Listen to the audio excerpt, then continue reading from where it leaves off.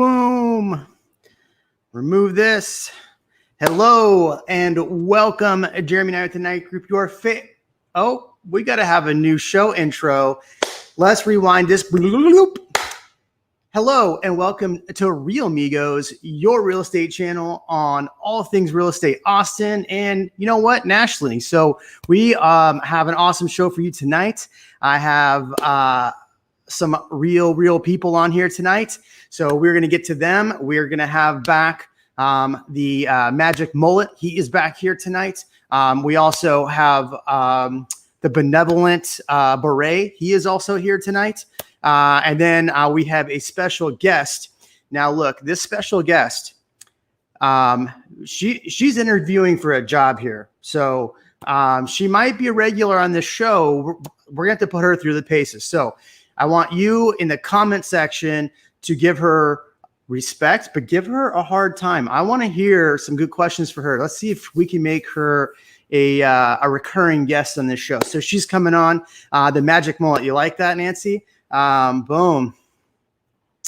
How's it going? Oh my gosh. So many great comments already rolling through. So before we start, I just said all that fun stuff. We have a really great show today. This is going to be a Q&A. With the first REALMigos show, I'm really excited about this. And how do you feel about REALMigos as a title? Should we, we were going back and forth with REALMigos or Real Bros, but I felt Real Bros just felt like too much of college frat. And well, one of us has a mullet and one wears like a beret. So I guess that kind of fits almost. But no, we got some special guests. So my last order of business. Basic background today. We'll get into why I have a basic background today. I'm not in my normal studio, obviously. So, oh, there we go. Muddy Souls on the channel.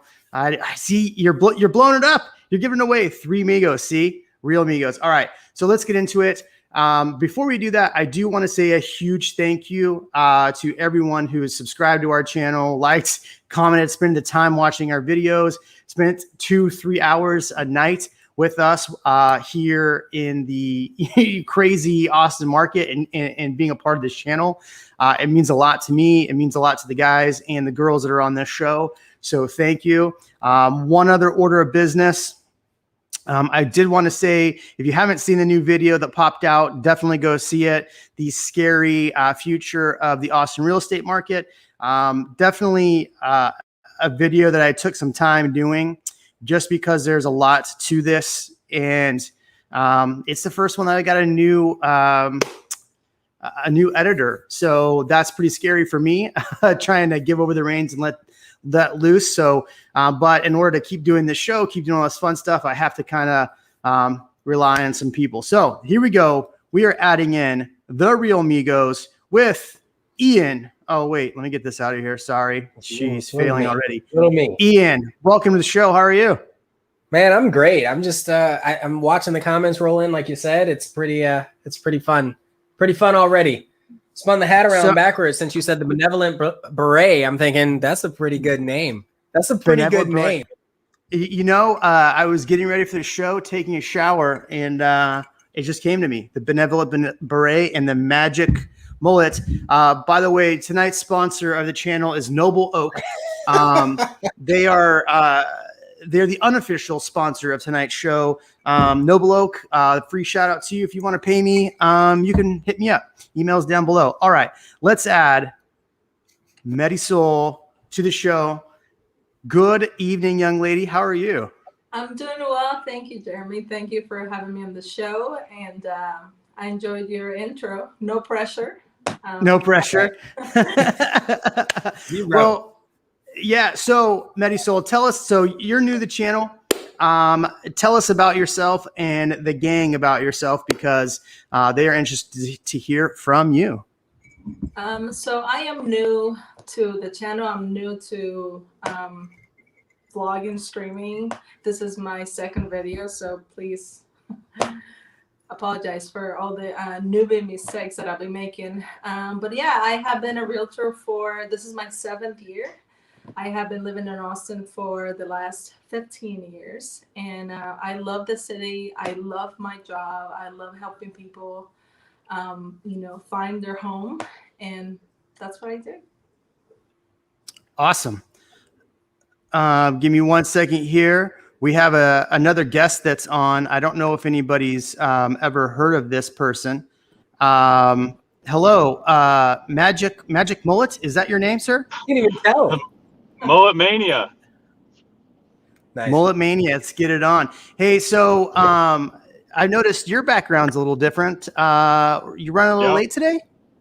I'm running late, my friend. I'm selling some real estate. Doing what I say that I do. So go ahead for the fans and show us the mullet, man. Oh, it's right here. It's fluffy today too. You see how fluffy this is? Oh my goodness. There's some magic real estate coming out of that mullet. So let's get it on. Like Master Jedi says, let's get it on. Nice. Master Jedi, huge shout out to Master Jedi. Was the real impetus for my last video. Well, partly his comment made a lot of sense, and then I ran into a builder and really talked about the Austin market and about what to expect. My next video coming out, I'm really excited about. I don't want to give too much away, but talking about builders. So let's see.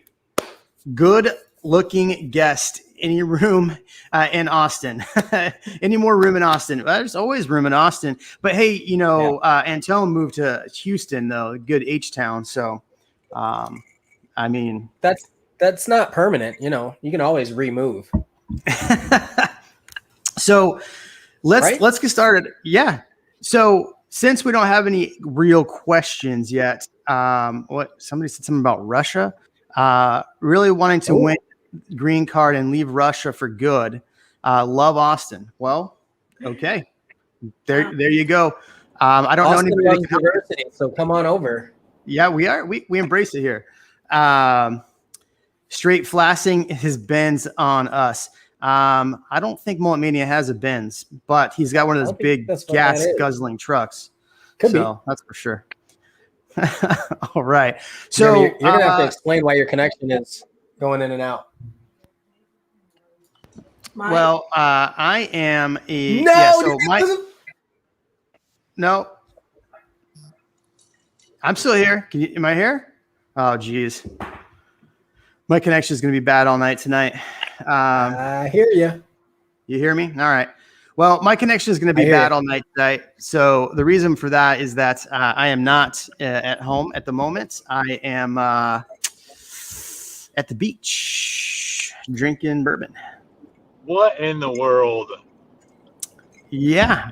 So the part of investing is you diversify your portfolio, and one of my investments is South Padre Island. So that's where I am. So what has been this week for what has been like this? Holy crap, bourbon. Hello. What has this week been like for y'all? Because this has been a crazy week for me, even not being in town. We put like almost $7 million in a contract this week in a crazy, crazy market. So what's up with y'all? I'll go first. I had a closing earlier this week that got postponed because of appraisal issues. Surprise, surprise.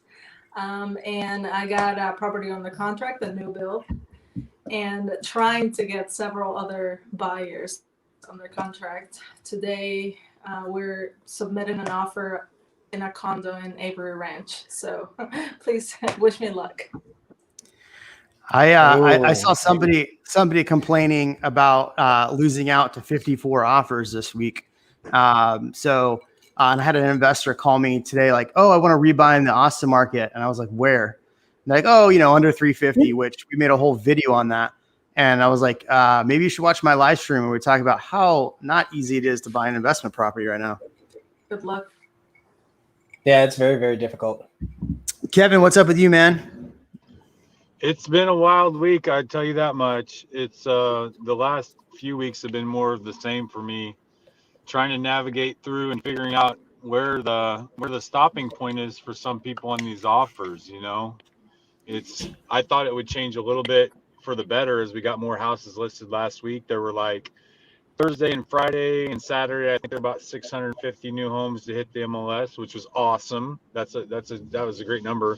And I thought, hey, maybe that'll help out a little bit with the offers. No, it didn't help out at all. So been writing a lot of offers and not getting to the finish line on those, unfortunately. Yeah, so I had a client that missed out. It was like 200K over, and then finally got it 250K over. Literally last night, thanks to Janie helping me out on that one. So I was surprised, 250K, barely got that one done. It's, this question right here, is there a visible decline in demand since rates started climbing? Anyone want to respond to that one? Yeah, I haven't seen it yet. Right. And the reason what I have experienced is that right now you still have such an influx of people coming here. What would cause the decline? The rates, people still need to buy houses. If anything, that may cause a flurry of buyers that are like, we need to hurry up and get in before the rates get too high. The buy low, sell high situation. Well, they're seeing the prices go up and they're like, oh my gosh, I need to hurry up and execute. I can't procrastinate like I have been. And that's what I'm thinking is happening. So even though we have more houses listed, we have such a high demand, and that demand continues to increase with both the jobs and the interest rates climbing slowly. Mm-hmm. Yeah, I mean, I think if anything, it's causing even more like hysteric purchase price, right? Everybody's being a little buying like, hey, we got to buy now, and I think that is. That's as far as demand goes, it's not. Yeah, exactly. Master Jedi.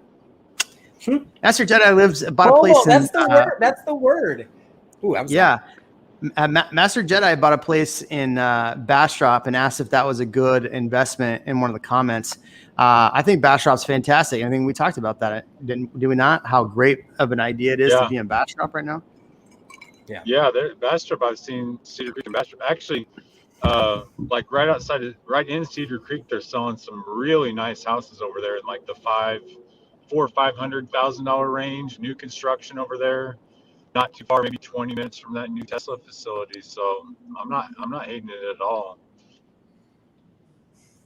Right on. Yeah.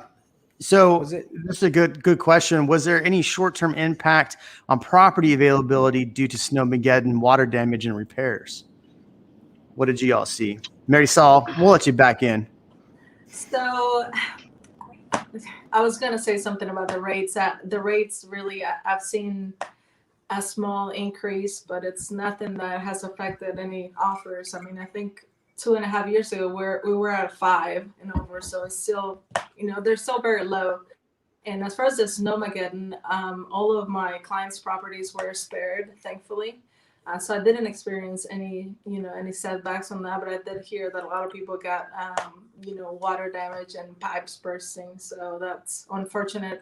And I know that the plumbers were like, real busy that week, but I think for the most part, they have, solved that issue. I like that meme where it was the like plumbers after Snowmageddon, and it was like that Indian guy with the gold chains and like gold and like all blinged out.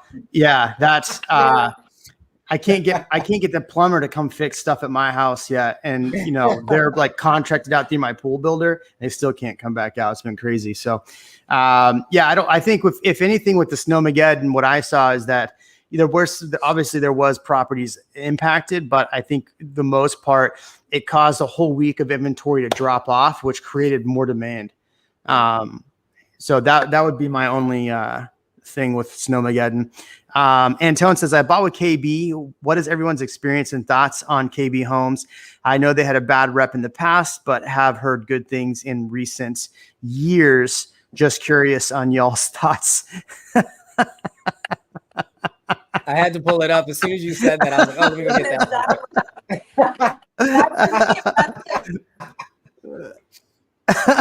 that. Yeah, exactly. Plumbers in Texas next week. Yep, for sure. I think, we've talked about this, look, if you're going to buy in a specific neighborhood and that's the only builder there and that's your only choice and you want to be in that neighborhood, go for it. I don't have anything really nasty to say about KB. I'm other builders that could be a little more nasty, but KB, in my opinion, hasn't been as bad as they used to. In fact, we've just gotten a couple people under contract with KB, so that's been nice. What about your experience, y'all? They've improved, I think, for sure in recent years, just like he mentioned. A few years back, they were definitely at the bottom of the pile as far as quality of construction materials, just across the line, but they have improved. So they're definitely not the best, but they're not, not the worst by far. There's, just like Jeremy said, there's some builders out there that are just awful. Yeah. Ian? I haven't had, I gotta be, you gotta be careful because I don't want to, you don't know who's watching this, right? But also I think that's part of why this show, this gathering has been so successful is because we're pretty darn transparent. So here's what I'm going to say. I've had some issues with KB Homes, but it's not the build quality. It's been more of the process. And I think part of it is the fact that they're such a mass production builder. Their plans, when they create their floor plans, it's based on a number, like the square footage. So you've got plan 3403, 3102. It's like, well, what's the difference? What's the actual difference between the floor plan? And so keeping track of that, I think, is hard on their end. And also the price point. They generally stick with a lower tier price point. And so when people are going in and getting these homes, they're just rushing through. They have a solid system for them, but I don't know that they have a solid system for customer service. And I have clients, I think I told you this last week, maybe last week or the week prior. I have clients that put in earnest money for a check, an earnest money check months ago, and they still didn't get it back. They had to have their bank cancel it. And that's not a slam against KB necessarily. I think it was just kind of lost in the shuffle because, they have 1,000 people a day calling them. Yeah, that's just hard to keep up with for anybody. It doesn't mean they build a bad home. It just means the process is like, what is happening right now? And it's hard for them to keep up. It's hard for anybody to keep up with that. Yeah, all of these builders are doing things like that, though. I mean, I don't want to give too much away, but I will be talking about builders in another video coming up. But some of the things that builders are doing to people are a little rough. So I'll give you an example. We had a client write an offer on a DR Horton home. It's crazy. In one neighborhood, we just put somebody on contract a month ago that just closed on a DR Horton home in Fairhaven, and now they're doing bids on those properties. And so my client ended up paying like $50,000 over list price, which means that the overage they actually had to put as a deposit. Oh, wow. So, yes. Yeah. Yes. So their deposit, instead of being 1%, 2%, 3%, was the overage that they wrote over. So like we're talking like $58,000 is what their deposit was on for DR Horton. For right? DR Horton home. See, and those same homes, the problem I have with that is DR Horton has never even had. Well, most of the stuff I've done with them isn't even a 1% earnest money. It's like even less. It's like $1,000. Yeah, like $1,000 or something. Yeah, and even then, the part that irritates me the most about the builders, and I just say I love hearing Ian be passionate about this. Right, it's very cool that he's being very passionate about it because I feel that same way. I don't like the fact that the builders are taking the homes now up to pretty much past all the design stage and really not even giving you an opportunity to decide what you want in the home anymore. So the money that you could be choosing finishes and choosing something, the exciting part of buying your own brand new home is almost completely taken away from you. Mm-hmm. Yeah. So let me explain that a little bit better, what you just said. So what they're doing, and I've seen this on a lot of builders. So they've had all these people on a long wait list. And so what happens on this long wait list is you're number 2 or 3 on the wait list. and then your number gets called up. And when I say 2 or 3, you've been on a wait list of 100 people. Now you're down to 2 or 3. The builders are saying, hey, these next 5 lots we're going to let go. Instead of you picking out the home you've been wanting to pick out, the home that you've been waiting to pick out, we're actually going to put this all on a bid. So we're going to put these 5 floor plans on these 5 lots. Everybody can bid on them.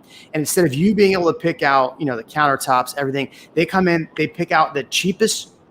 Oh man, I almost cussed on my own show. The cheapest stuff possible.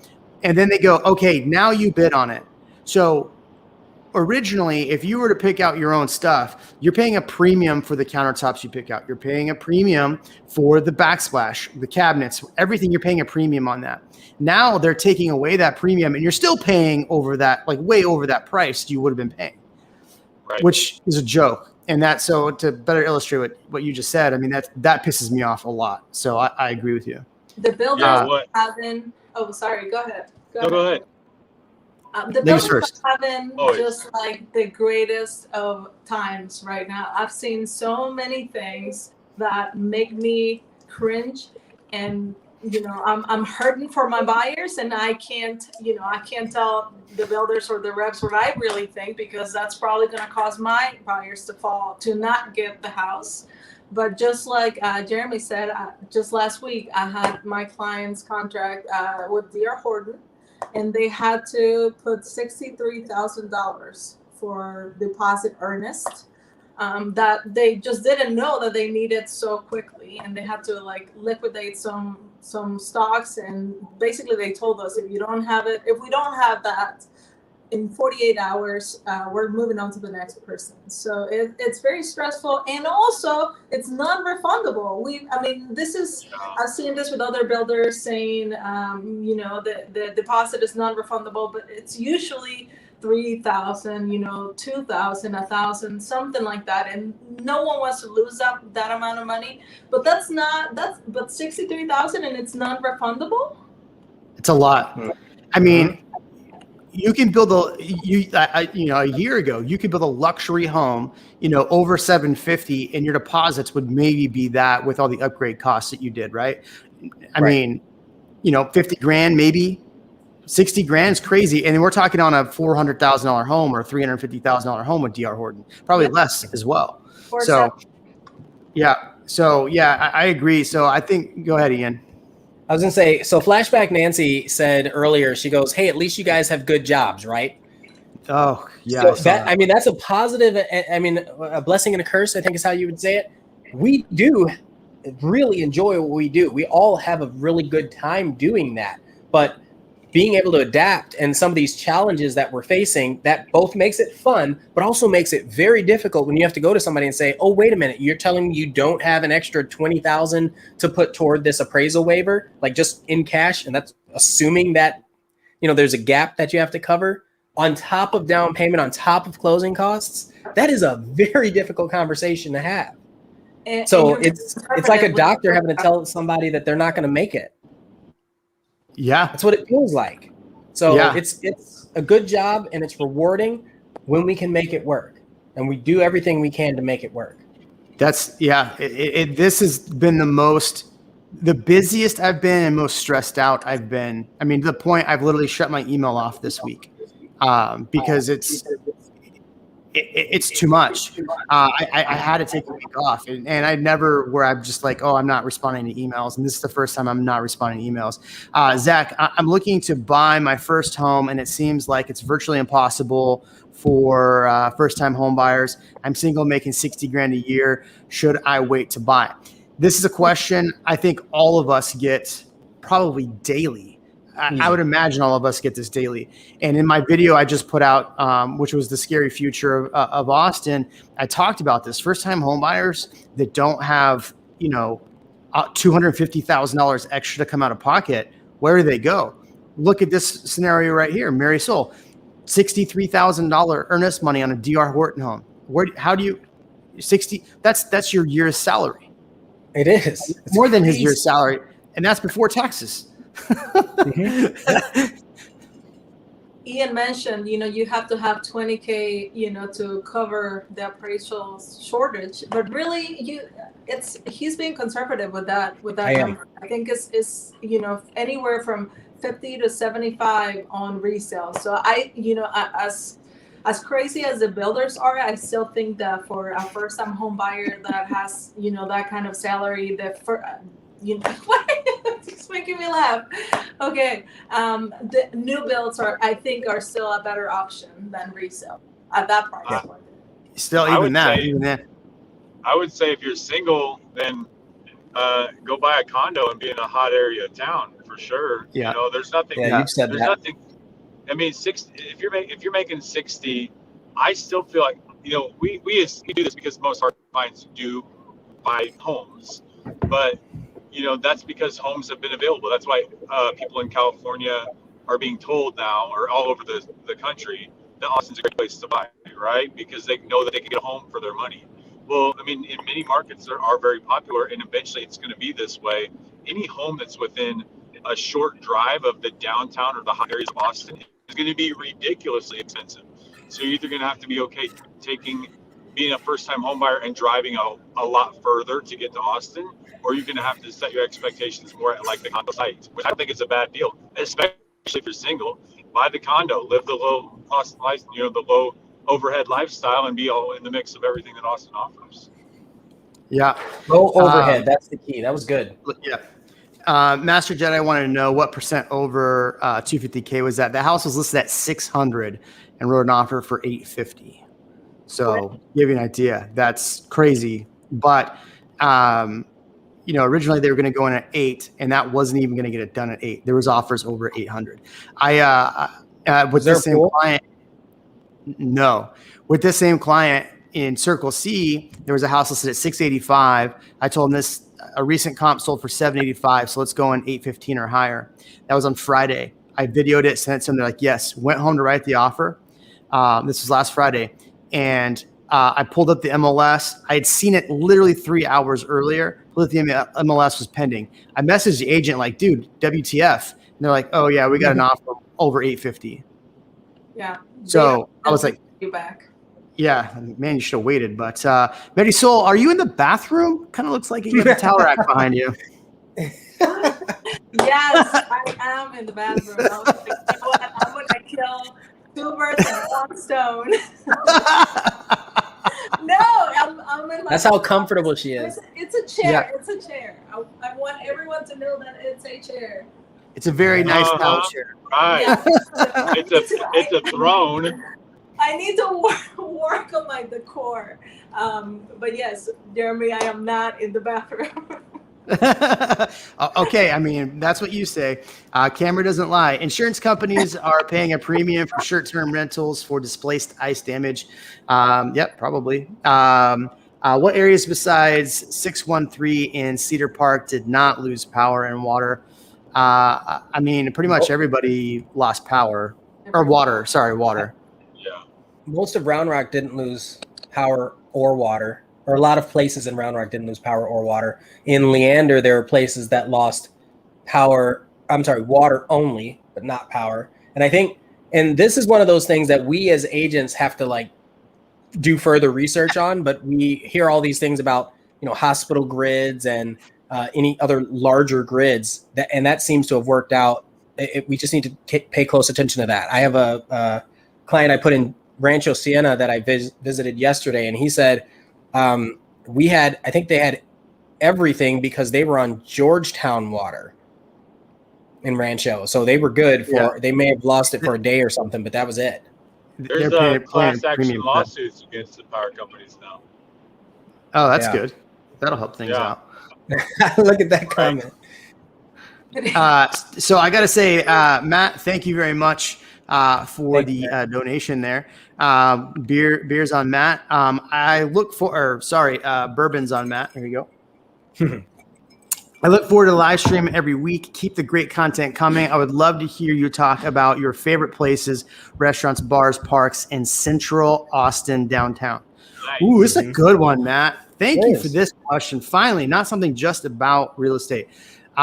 Central Austin. I'll let Marisol go first. She's the guest. And we like to put Yeah. people on the spot too. So Yes. Mighty Soul. I'm like, thank you, Jeremy. You're welcome. So, downtown, my favorite restaurant downtown, it's probably Musashino. It's a sushi place. And then what do I like? Town Lake. Bars. I don't really do bars very often, honestly. And that's just, You look like a party girl, so yeah, I could no, that's a lie. Yeah. You're a deep E6 girl. I used to be. I Nice, can't believe yeah. I like. No, I don't anymore. For people that aren't around here or from around here, the Deep E6. Can you explain that? Anybody else besides me? I don't want to get myself in Oh, trouble. man. No, I'm just gonna sip my Talk about dirty Yeah. sick. 36. There you go. I mean, the name Yeah. alone is good enough. Yeah. So, Kevin, you gonna go? What do you like? Yeah, Kevin, what's up? Like Central and downtown. I'm more of like, Yeah. I mean, I don't like. I do have some favorite restaurants to go to, but I also like to go to different places because I'm wholeheartedly believing that, there's way too much to experience in Austin, and it changes so often. A lot of times, a restaurant will come up.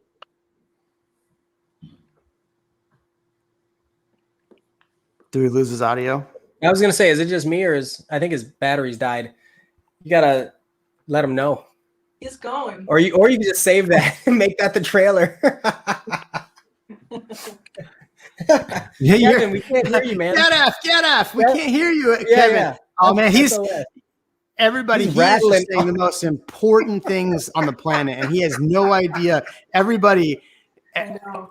Oh, poor Kevin. He Look at He is him go. in the- He is in it too. Oh my gosh. like, Kevin, we can't hear you. Going. we can't hear you, man. We can't hear you. All right, so let me fill some of that in. So okay, I'm a big mountain. I've been riding mountain bikes a whole lot. So every week at the very least, I go out and I ride mountain bikes. And so hold on. Tilt your head to the right. Mullet lost signal. Oh, nice. Oh, Beautiful. pretty good. Oh, beautiful. Okay. Sorry, let's go back to this question. Matt, we'll finish up your question. Hey, everybody, thank you for the questions. This is a Q&A tonight, right? We want to do the first one as a Q&A. We want to answer those questions. Everybody asks questions on these. So go ahead. Ian was talking about some hat place on Yeah, they're haberdashery. I have visited haberdasheries looking for more people to make hats. So I was going to say, so the parks, Walnut Creek is one of the more popular. ooh. Is that why you're making that face? Because of Walnut Creek? But that's North Central. And then they have City Park, if you like that kind of thing. They're good for both walking. They're good for mountain biking, maybe even BMXing, one wheel, if you're riding around on a one wheel. Zilker Park's really popular, of course. Town Lake, like Marisol had mentioned. I also don't do bars. However, I did, and this is something nobody really knows. I did a small stint where I was auditing bars. Shh, don't tell anybody. So I did get to visit a lot of them. I would say if you go down to Rainy Street, there's a cocktail bar, some cocktail bars. Bangers is a really good one. It might seem like one of those typecast places, but they know what they're doing. Their food is delicious. If you like sausage, it's great. And then the last one for restaurants, I'm gonna give you a tip. This is for anybody. Here's my tip, and I do this. If you go on a Google Maps, you can search for a rating, and you can search for places I haven't visited.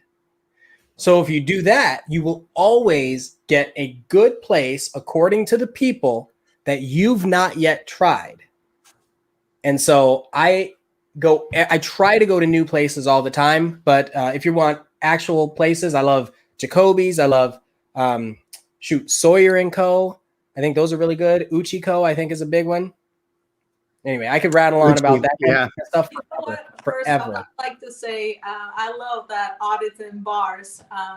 I want to get into that. Really? I think what he meant by auditing bars is he just went by and tested the cocktails. I know. I'm like, wait, that's not even a thing. So I audit bars as well, but I forgot to mention this. I used to really love Gloria's on. Glorious. Yes, and they used to have like obviously, salsa night, Fridays and Saturdays, and they used to have a live band there usually on Saturdays, and then they cleared out the whole restaurant and you could dance, and it was amazing. It was my favorite. Yeah, but because of the situation, they probably had to stop that for a while, right? They did, and then I think they moved it to the Domain. So, anyway. Where's it in the Domain? This is funny. So, did anybody have we ever talked about Treviso on this channel? No, never heard of it. No, I've never heard of Treviso. What is that? And Master Jedi said something about Treviso versus Vizcaya. I've never heard of either of those. So there's that word again. Yeah. I know Sarah's not here, but what are the catches about preferred in-house lenders? What should I look for in rate versus charge? This is a good question. Marty Saul, give us your knowledge on this one. Yeah, so, here's the thing, and I'm guessing that she's talking about builder preferred lenders. So I'll say 90% of times I recommend my buyers to actually shop for some rates, but more honestly, the in-house lender is going to beat out the other lenders. Why? Because they're working with them, and then the incentives that you usually get are worth it. They could pay all the closing cost, or they could put $10,000 towards upgrades, and so those are some of the things that usually the other lender is not able to compete. Maybe their rates are a little bit, but it's usually not a big difference. So for the most part, I tell my buyers to just go ahead with their lender just to get the incentives, really, if nothing else. So I mean, I'm gonna partially disagree with you. I mean, I'm glad you're here, but I'm gonna welcome to channel Smackdown. I know. Well, here's why. Let me. So I think it depends on the price. I think it depends on the builder. That's one big factor, right? And it depends on what the value difference is for you. If we're talking like $1,000 difference and you're buying a $500,000 home, I'm gonna opt that you go with whoever gives the best customer service. If you needed to call that lender at so what time is it now? 7:37. I've got a lender and a title rep right now working on a deal that's supposed to close at 8:00 tomorrow morning. You don't get that level of service with just about anybody. You definitely don't get it with a bank. No offense to banks, because they're closed, right? So it's hard to have that really close level of service. Also, sometimes depending on the builder, they might sneak in a higher rate or some higher fees, and it seems like you're saving money on these closing costs. It seems like it, but really they're just adding it into your loan somewhere. And I'm not saying that's always the case. I'm saying the only way you know that is to shop, is to check on the same day. That's the other thing. If you check one lender on a Tuesday and you check another lender on a Friday, of course it's going to be different because interest rates change daily.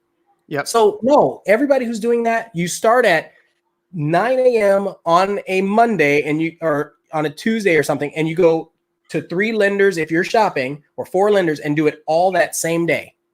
It's the only way you're going to get an accurate representation of what their fees are. Also, what they tell you at the beginning is very different than what you see when you get to the closing table. Oh, it's ridiculous. And so a lot of times builders lenders are garbage. Let's just be honest. A spade a spade.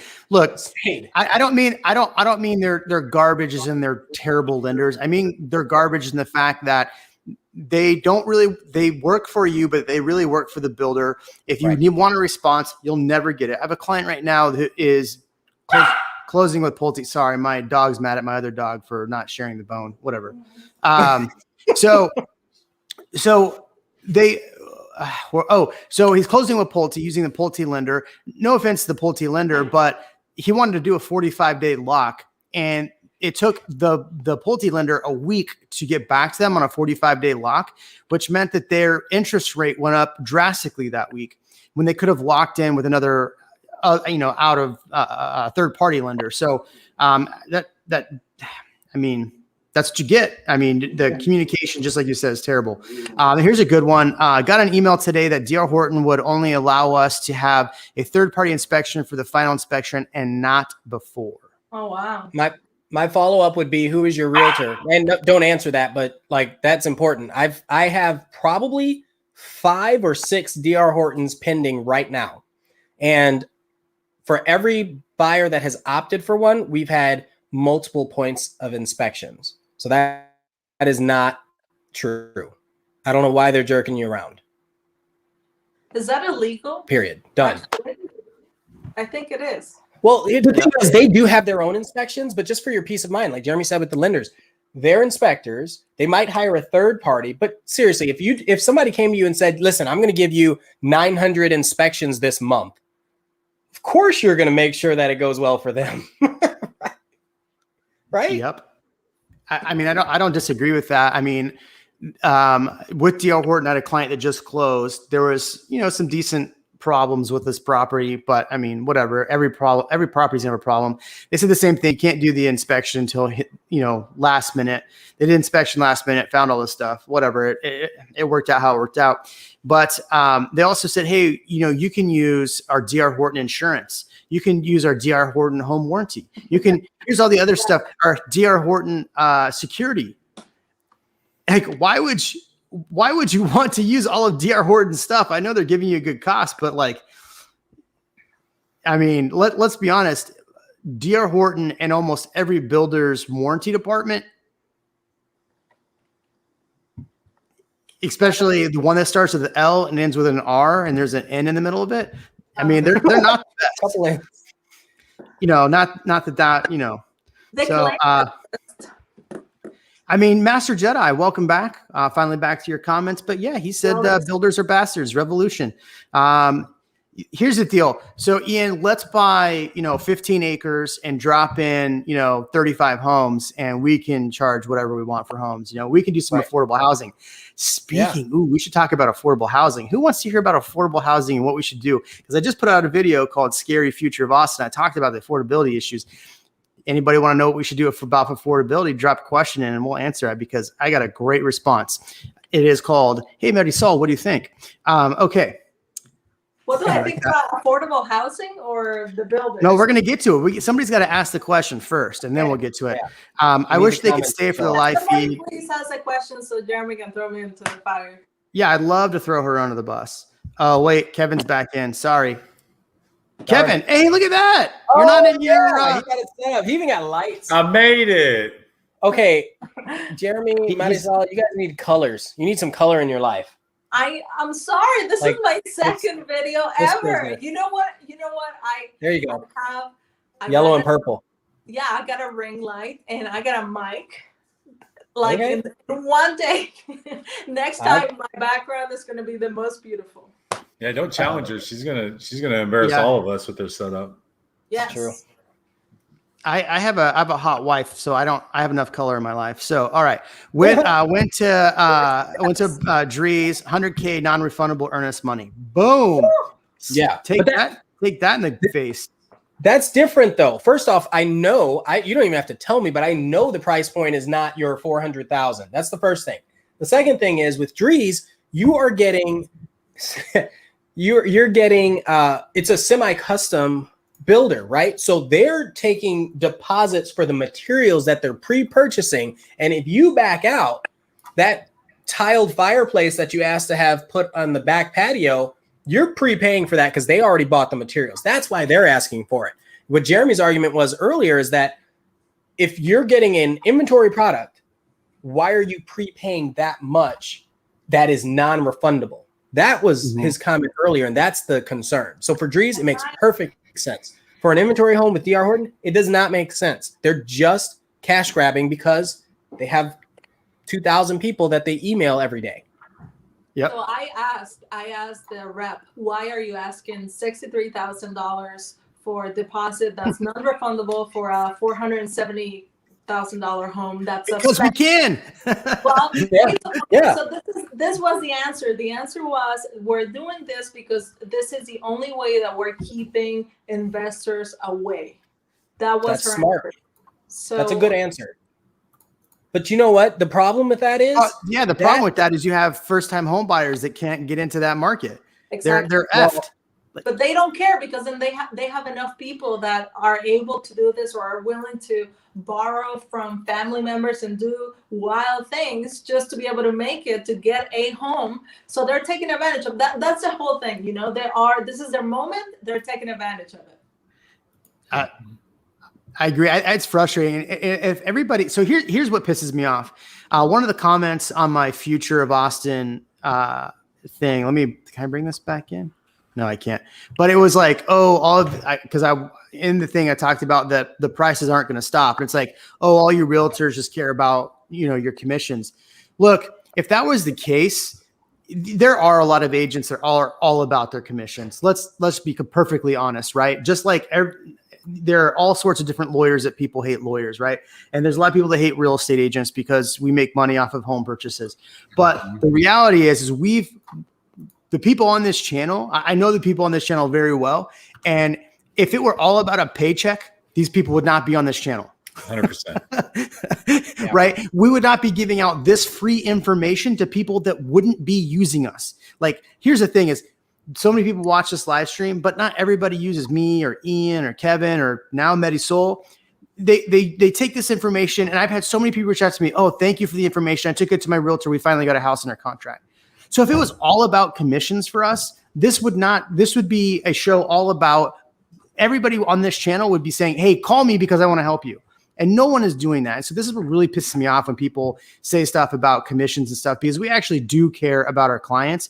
And it's frustrating for all of us on this channel every day to tell a client who's a first-time home buyer, is trying to buy a $500,000 house, a first-time home buyer, putting 10% down that, hey, you know what? Can't do it. Good luck. That is tough. And that's what pisses me off about this market. There's a perfect thing right there on the screen, right? A perfect comment. This person is listing a home. We don't know anything about this person, and that's fine. This is obviously valuable information for this person, for that person's realtor, or if that person chooses one of us. Doesn't matter. It still makes the entire market better having deep, transparent conversations. Right. Live CMA. Yeah. Let's all come up with 3 different prices. This sounds like a good idea. I like this game. I like this. All right, Adam, in the comment below, give us the neighborhood you're in, price, square foot, bedrooms, and any upgrades. And we're going to all live give you a quick CMA out of our heads. Yeah, I'm down. But here's the thing. An address. Give us an address. So Adam, no address. Unless you want to pre-market it, you could pre-market it by putting an address. No, because then he has to list on MLS within 24 hours. Yeah, he's not a realtor, so he doesn't have to. But right. Here's the deal, Adam. List your house for $100,000. It's going to sell for whatever it's going to sell for. That's the short answer. Hey, I just saw Christy Leonard said she just sold a house for $335,000 over ask. Holy crap! We'll get to that. I'm like way not down the comments because I'm trying to get to some of these. What's up, bro? Love the show, Andy. What's up, man? Moving out of Santa Rita later this year, and moving further out to Liberty Hill. Austin market is crazy. I wanted to learn more and found your channel. See, boom, there you go. A perfect example. All right, photo nerd. What's up, dude? Hello, welcome to the channel. It feels like home buying is for the rich. It's impossible. Average offers 70, 80K over list price. I mean, 100%. I mean, I would say average over offer is probably more like 150. I mean, what are you seeing? Yeah, and it also depends on when, right? Today, it's a lot different than it was just 1 year ago. Yeah. Depends on the price point in the neighborhood as well. I like that. I like that, Master Jedi. Can you post a poll to see how many live viewers actually live here versus in California? Or anywhere else. Right. Yeah, so if you live somewhere other than Austin, Florida. That's a good one. All right, so if you, I can't post a poll, but if you are somewhere other than Austin looking to move in here, I want you to write in the comments where you're moving from and why. I want to hear the and why. because that is something I think a lot of people need to understand, because I hear a lot of people moving here for different reasons, but the why is very important. So I want to hear that from you. All right. What questions should we get to? Because I'm like so lost now. All of them. Take the bait. I'll take the bait from Felicia Woods at 744. Ooh, Oh, and then above that, never waive an inspection. We can go to there. Oh, yeah, 744. Oh, see, there's time stamped. You learn something new every day. Felicia Woods, I'll take the bait. What's the affordable housing in and around Austin? So this is so affordable housing in Austin, and this is where my video, and I want to get your perspectives as well. So that's why I asked somebody to ask the question. So there's a gentleman who on my video went after me because I keep saying not pleasant things about Prop A and Prop B, right? Part of Prop A said they're going to give $300 million to affordable housing. My question to that gentleman was, tell me how you're going to make housing affordable with $300 million. So you're going to take taxpayer dollars and make it affordable. My other comment that I made was that people that live on the east side that are long-term residents, right? The east side of town used to be kind of the wrong side, labeled the wrong side of the track. Look at the Austin, look at the old Austin history. I'm not going to get into it because I don't want to get canceled on my own show. But there are people that live there that have been there for generations. A lot of them live in tear down houses. I know because I've helped them, right? They've come to me and said, Jeremy, I can't afford my taxes. I'm 65 or 70. I have the exemption and I still can't afford my taxes. And then these developers swoop in and screw them over and then put an AB unit and sell it for $1.5 million. Yeah. So what is the answer to our affordability issue? Does anybody have an idea? Marisol, looking at you. I feel terrible saying this, but if they were to ask me really, what's affordable in Austin, I'd have to say nothing. Like it really, like to me, most of my clients are like, we want something more affordable, but define affordable. I'd say, I have to take him Kyle, Buda, but Buda, even then, the prices are really going up. Bastrop maybe, but that's really all I can do. Like it's not affordable. There's another way to well, put it. So here was my this gentleman. Go read the comments. I stand by my comments, but he was upset with me about talking about that. His comments were that we need to put more urban density downtown Austin, and then we could have these trains that would help the whole process, right? Abnb is going to help with all these trains we put downtown and all this. But the problem is people don't move to Austin to live downtown. Some people do. Right. But people move here because they're leaving and this is why I asked the question about where you're moving from and why. I get from people all the time, I'm moving here because I don't want to live in New York City anymore. I want to move and buy and own a home. Well, that is the problem. And so that's what I'm saying is the trains for A and B do not exceed outside of Austin. So if you're going to be in Kyle, Buda, you're going to be in Bastrop, you're going to be out in Manor, all of these cities outside where it's actually more affordable, those trains, that public transportation doesn't get to you. So my problem is infrastructure. There's not good infrastructure going out to these places. And then downtown is a joke. Yes, putting in a train would help. But the ridership has always been in doubt. The amount of people that would actually use it, the ridership numbers are in doubt. So the fact that you can't even give me solid saying that, hey, look, this is a true fact of where our ridership's going to be. You can't tell me that that is going to actually help our city in paying $7 billion. And here's the problem. We're giving $300 million to affordability, yet we are raising people's property taxes probably $600 to $700 a year for the average home. So you can't tell me that that's making things affordable. What's terrible about that is the people that you have already been helping, and I've helped, and I'm sure Kevin and Marisol have been helping, that have been in that situation where they couldn't afford to pay their property taxes because they either didn't know about homestead and the property taxes have increased so much, right? They're already being pushed out of affordability. And then we have Prop A and B that are going to further increase that. So I think understanding how they utilize the funds, it's great. You can oh my gosh, you can throw money at it, right? But it's all about how it's managed. And I think you hit the nail on the head. I think you said this, Jeremy. Somebody said this, maybe Marisol, the education part of it.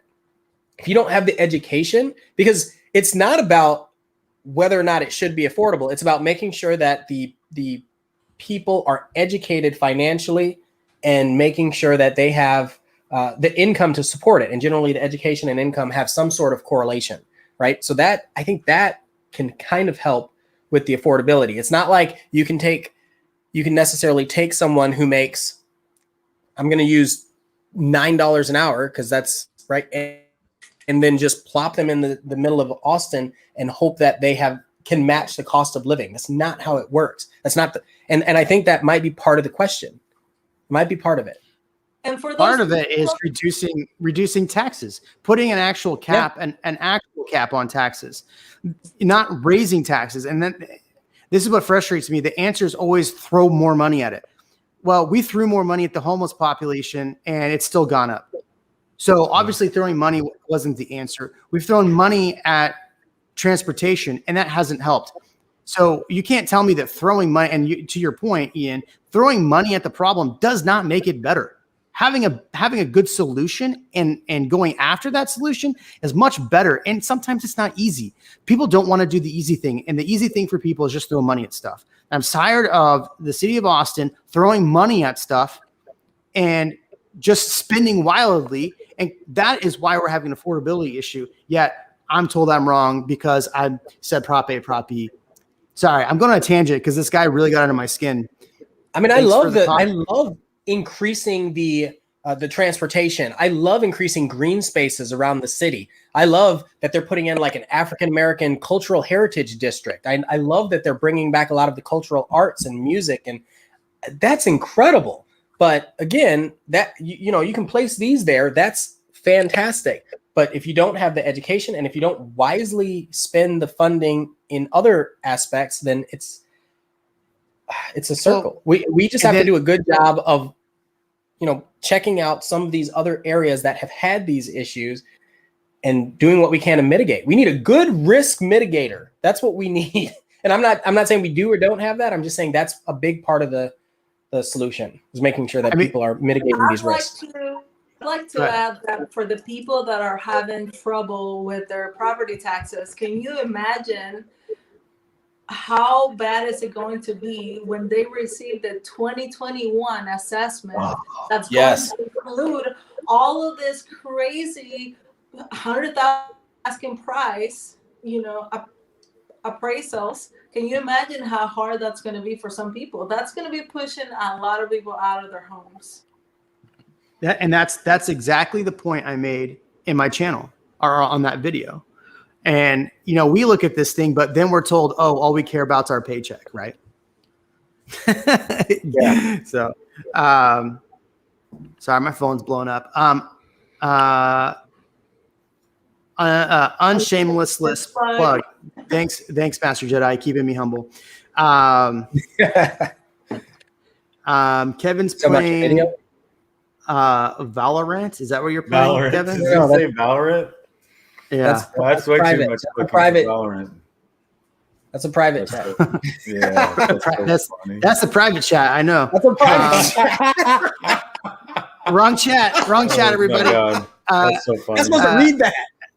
Oh, sorry, my bad. Ian called you out in that chat. Inspector. Sorry, yeah. So Janie, Janie is part of my team. She is fantastic. A lot of times I'll say, hey, talk with Janie. She's awesome. Janie says, hire your own inspector. My client is buying a brand new condo, of course. She's getting her own inspection. See? So Janie knows what's up. She's the best. Yeah. Shout out, Janie. Has anyone noticed a decrease in builder quality due to recent events? I'm typing this in my bathroom. Thank you for sharing. My owner in there with you? I think that's relevant. Yeah. The answer, I want to hear your answers. Who thinks builder quality has gone down? I honestly have not seen the builder, the quality per se or the craftsmanship, depending on the builder, right? Like, just like Ian said, you can't compare a Dries And DR Horton. well, you know what? DR Horton has some more upscale product actually, but yeah, let's just put it that way. Or KB, you just can't compare those two builders. But in my experience, I have not yet seen any decrease in builder quality. A lot of builder greed. I've seen that increased. Yeah, builder greed, absolutely. Kevin, Ian, I want to hear you. Or actually, Kevin, I don't want to hear from you. I want to hear from your mullet. Kevin's mullet. Are you seeing a reduction in quality? No, I'm not seeing a reduction in quality, but I think that, I'm surprised that I don't, because I almost feel like the builders are kind of taking advantage of the fact that they can do whatever they want. I mean, sellers and listing agents are kind of doing the same thing too. If you want to be honest, they're actually, I think the perpetrators for that side of it are more the resale listing agents and sellers. Not saying all of them. I'm saying more often than not, I'm seeing sloppiness. I'm seeing, cell phone pictures. I'm seeing no care, no disclosures filled out before, the houses aren't clean. Like I literally I saw pictures of the most disturbing things listed on MLS now. Like people just aren't even, they just like, whatever, my house is going to sell for whatever anyway. So I'm not even going to do any of this work. I think the builders are doing a good job. Yeah, but you're talking about builders or you're talking about just sellers? No, I'm talking about sellers. I'm saying like, I think the builders are doing a fine job keeping their quality because they want to keep their reputation for us, the realtors, because they're not always going to be in this, fish in a barrel situation. Eventually they're going to need us. So they need to make sure that they tread lightly in these situations where it's easy for them to sell and not alienate us or alienate the people that are buying these homes and get a bad reputation. This is their time to shine. That's true. But then you have Lennar, who's cutting agent commissions, right? Yeah. You have Century Homes, which is like a custom builder that slashed agent commissions. So, I mean, here's the deal. What's frustrating about that is I'm still gonna take people to Lennar, right? But knowing I'm gonna make less still doesn't feel good. The fact that we have to spend extra time, and then I just closed a Lennar yesterday, and talk about build quality lacking. I wouldn't say the build quality was lacking. The job was so rushed to try to make that deadline because we just had Snowmageddon, right now, lumber shortages, all that stuff. So I see things not done completely because they're being rushed, not necessarily because builders like, F it, we're going to make this money. They got the gold chain like Ian showed in that picture earlier. So, but yeah, I've seen a lot of listings list with just like Kevin said, they look like crap, and it sells for $150,000 over list price. The thing with specifically Lennar, here's what really grinds my gears. When you go into Lennar and everything around is advertising our competitors as realtors. They're like, something, open door, try to sell your home through us. And I'm like, I'm standing right here with my client. For real? That's not cool. That's the first thing. So, and then let me take a step back. So this is insider information because I have a lot of relationships with a lot of builders, and this is across the board mostly. What you're seeing is a higher turnover rate because now you have a lot of builders that are so far so packed where they can't sell something for a year, 2 years, Treviso years. Like they can't plan on that. And so these agents, these sales consultants, they're not making a salary. A lot of them are making a commission. And so they're like, well, I got to go somewhere and make a living for my family. So they're losing people left and right. And they try to keep that out of the limelight. But that affects something. Shoot. And you brought up Century. I'm going to tell you, I'm mad at them right now. They would not answer the phone. I've called them the last 3 days, multiple times a day, text them, everything. And it goes straight to voicemail. It's like half a ring and then it goes to voicemail. So they're screening me. And then it just, they say they'll call you back. They won't call you back. Everything is sold out. Some of these builders aren't even answering the phone. They're like, hey guys, we're completely sold out. If you're interested, send us an email. We'll put you on the interest list. We're not writing any checks. We're not taking any we're not doing any of it. Okay, yeah, I actually agree with you. That's the part that's irritating me right now, is that they're still marketing the plans as if they're available and getting people that, I mean, do you realize in the last 2 weeks I've had people send me homes in Treviso? Yeah. And they're like, oh, this is gorgeous. Can we get this home? I'm like, I don't even know why they keep putting this stuff out there. And I talked to a couple of the builders and I was like, listen, can you please stop acting like you have homes available for these people? But no, they're just, all they're doing is generating interest lists for marketing purposes at this point. Yeah, I have a client that's building with Pulte in in Calaterra. And he sent me this thing. He's like, can you believe this house? His closing around 500K. This house is listed at 419. I'm like, bro, that house doesn't even exist. That's just trying to put people in their interest list and gain, whatever. I want to answer this question real quick because I love Master Jedi. Always bringing thoughtful comments. Buffington is a builder, fine builder. There you go. Looking at some of those questions, SoCal for the money and lifestyle. How many of you hear from people moving from California, SoCal included, that they're moving to get out of California for the lifestyle and being in Austin? That's a good question. I have several, right? Clients. Most of my clients from Cali are from San Francisco.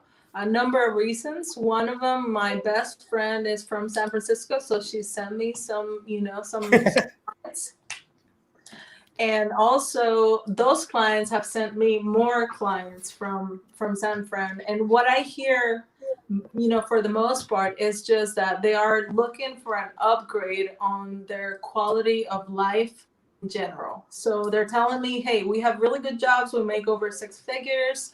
A lot of them are in fantastic positions. They have master's degrees, and yet they can't own a home in San Francisco, or it's a really old home, and then they're like, everything is so expensive, like eating, going out, anything, entertainment, and then adding insult to injury, they get out and try to have a good time, and they're like, well, I just stepped on some poo, and the other foot steps on a needle.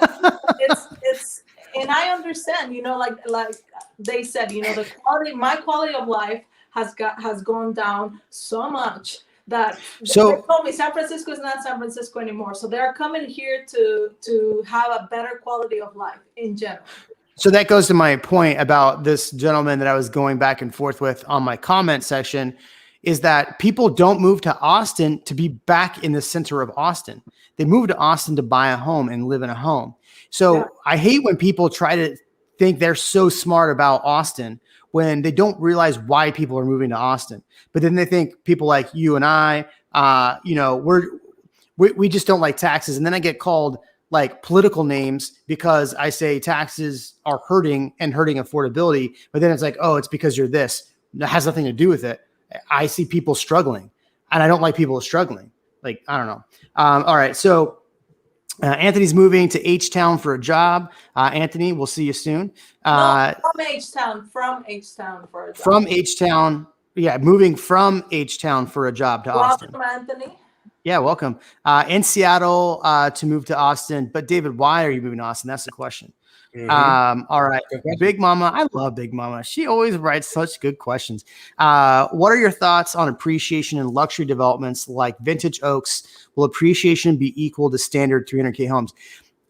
Ooh, such a good question. Oh, such a good question. I got a great response for this. Marisol, luxury, go. Luxury developments. Like it really, I would say it really depends. Right now everything is doing well, so I'm reluctant to say yes, or they'll do just as good as the $300,000 homes, just like she asked. I'd say it has to be a case by case basis. Yeah. And for the most part, what I see is people do prefer to have a single family home still, like above anything else. Yeah. I would say for the luxury market has been so competitive. I just put a client under contract on a $4.7 million home. Let that sink in for a second. $4.7 million home. To find that home was so incredibly tough. So we have the Austin luxury market, which is kind of like it's not on the MLS, kind of all off market stuff. I scoured that stuff, called agents. It was so incredibly hard just to find a property in the luxury market in around $5 million. We're talking Elon just bought that place for $30 million, but how many $30 million places are there for somebody like Elon? How many $1 million properties are there? I have a lot of clients in the 1 to 1.5 range, and there is very little inventory. So to answer this question, Big Mama, yes, they are going to appreciate at or about. And think about that too. If people are offering $50,000 to $100,000 over in that market, what are they offering over in the luxury market when there's very little inventory? They can go $500,000 more. They'll go $500,000 more. So yes, I think it is going to be pretty equal. Another one saying Houston and moving to Austin for work. Moving from El Paso. Welcome from El Paso. My wife is from El Paso, and her parents, who are here with us, are also from El Paso. So hello. We live in San Jose now. Moving from Austin later this year. Job relocation. So my question, Eminem, to you is, if you're moving for a job here, and for all of you, why is it that you would take a job in Austin? That's a good question. I think. All right. From California, for work, building a custom home, and to bail out. I agree. Ball out, man. Well, you're right. And photo nerd, who has been a long time subscriber of my channel, says, luckily Ian was able to help me get locked into a place in December. Otherwise, I would be screwed. Thanks, Ian. You demand. Look at that. Shout out to Ian. Yep. See, yeah, Ian, you are the man. Pretty soon, Marisol, somebody's gonna be like, "Oh, Marisol, help me find this like $8 million house in the lake." Shout out. We'll put you in the shout out. Hey, speaking of Jeremy, when you touched on that luxury buyer that you have, I have a couple of clients too. And this particular client who's been looking for more than a year, they have a budget, a soft $2 million budget, and they want a waterfront. And I have not been able to find them something that they like. And I'm like, the stuff that is waterfront that you like is like 3.5. I mean, it's crazy. Well, how much are they looking for waterfront? What? I'm sorry, I missed where you said price point. Soft $2 million. $2 million. Soft $2 million. Maybe good luck. Well, hold on. They can get waterfront. They just can't get it on Lake Travis. Or Lake Austin. Lake Austin. Sorry. I've looked in several lakes, but anyway, we'll talk about this later. Yeah, help me out. That's a good point. We showed to that same client, what was it, 4.9, and it was on an island. I put it on my Instagram channel. The place was sick, just an unbelievable place, but listed at 4.9 and needed a full remodel at 4.9 on the water. To get your boat out, they were gonna have to dredge the little ravine to get boats out. So ridiculous. The other thing, can I mention that luxury thing? Oh, you do that. You talk about that. No, hold on. For sale by owners, you've missed out. I want you to know, I've noticed you've missed out on a few live streams, but welcome back. We're glad to see you again, and thank you so much for this sticker. So, Ian, hit it up, man. Go for it. So the thing about when you're looking at any price point home, the question is it a percentage over list price? Because right now everybody's using these static numbers. I got a 50,000 over asking, 100,000 over asking. That's not what matters. What matters is percentage. Is it a consistent 15% over asking, or is it a consistent 30% over asking? And it depends on a lot of factors. I would say as you climb, it could be slightly lower, but it is still over asking by a large percentage. Yeah. So if it's a $2 million house, but it's 15% over asking, that's not $100,000, right? Would you say a 10 to 20% range that's what I'm seeing so far, depending on the area, the property, the desirability. I've seen like 10 to 20. I've seen 10 to 35%. 35? 35%. I don't want to see it. I know. Well, and if you look at Austin proper, there's so many factors in here. If you look at builds, So some of these builders, they're putting prices out there, and their prices, these houses have been on the market since June of last year because they were building them.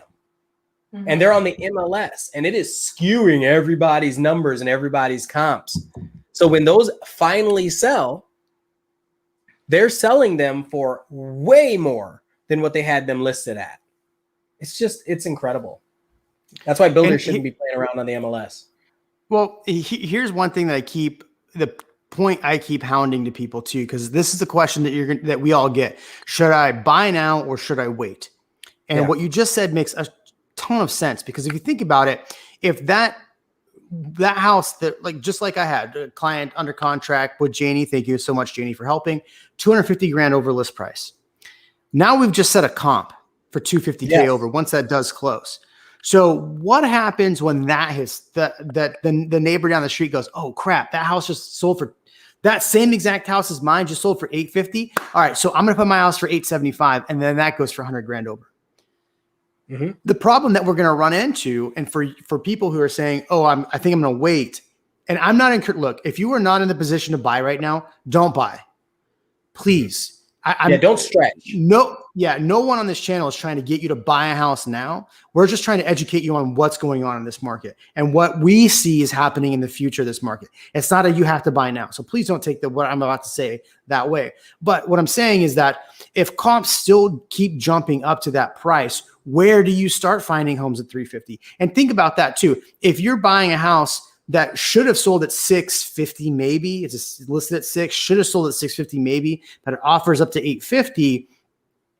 And you're now in the 850 market, but you're buying a $650,000 home, which would have been 2 months ago. So you buying in the 850 price point now are buying really what was a 600 home.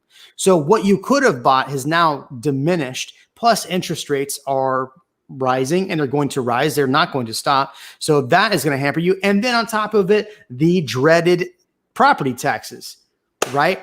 Marisol made a point earlier, and I love her for bringing that up, is that what happens this year when property taxes come out, and it's something I've been talking about on this channel religiously. So you buying at the end of the year could cost you a ton of money. And I have a client, I'll let everybody jump back in. I'm sorry for hogging this, but I have a client who has been waffling back and forth on properties.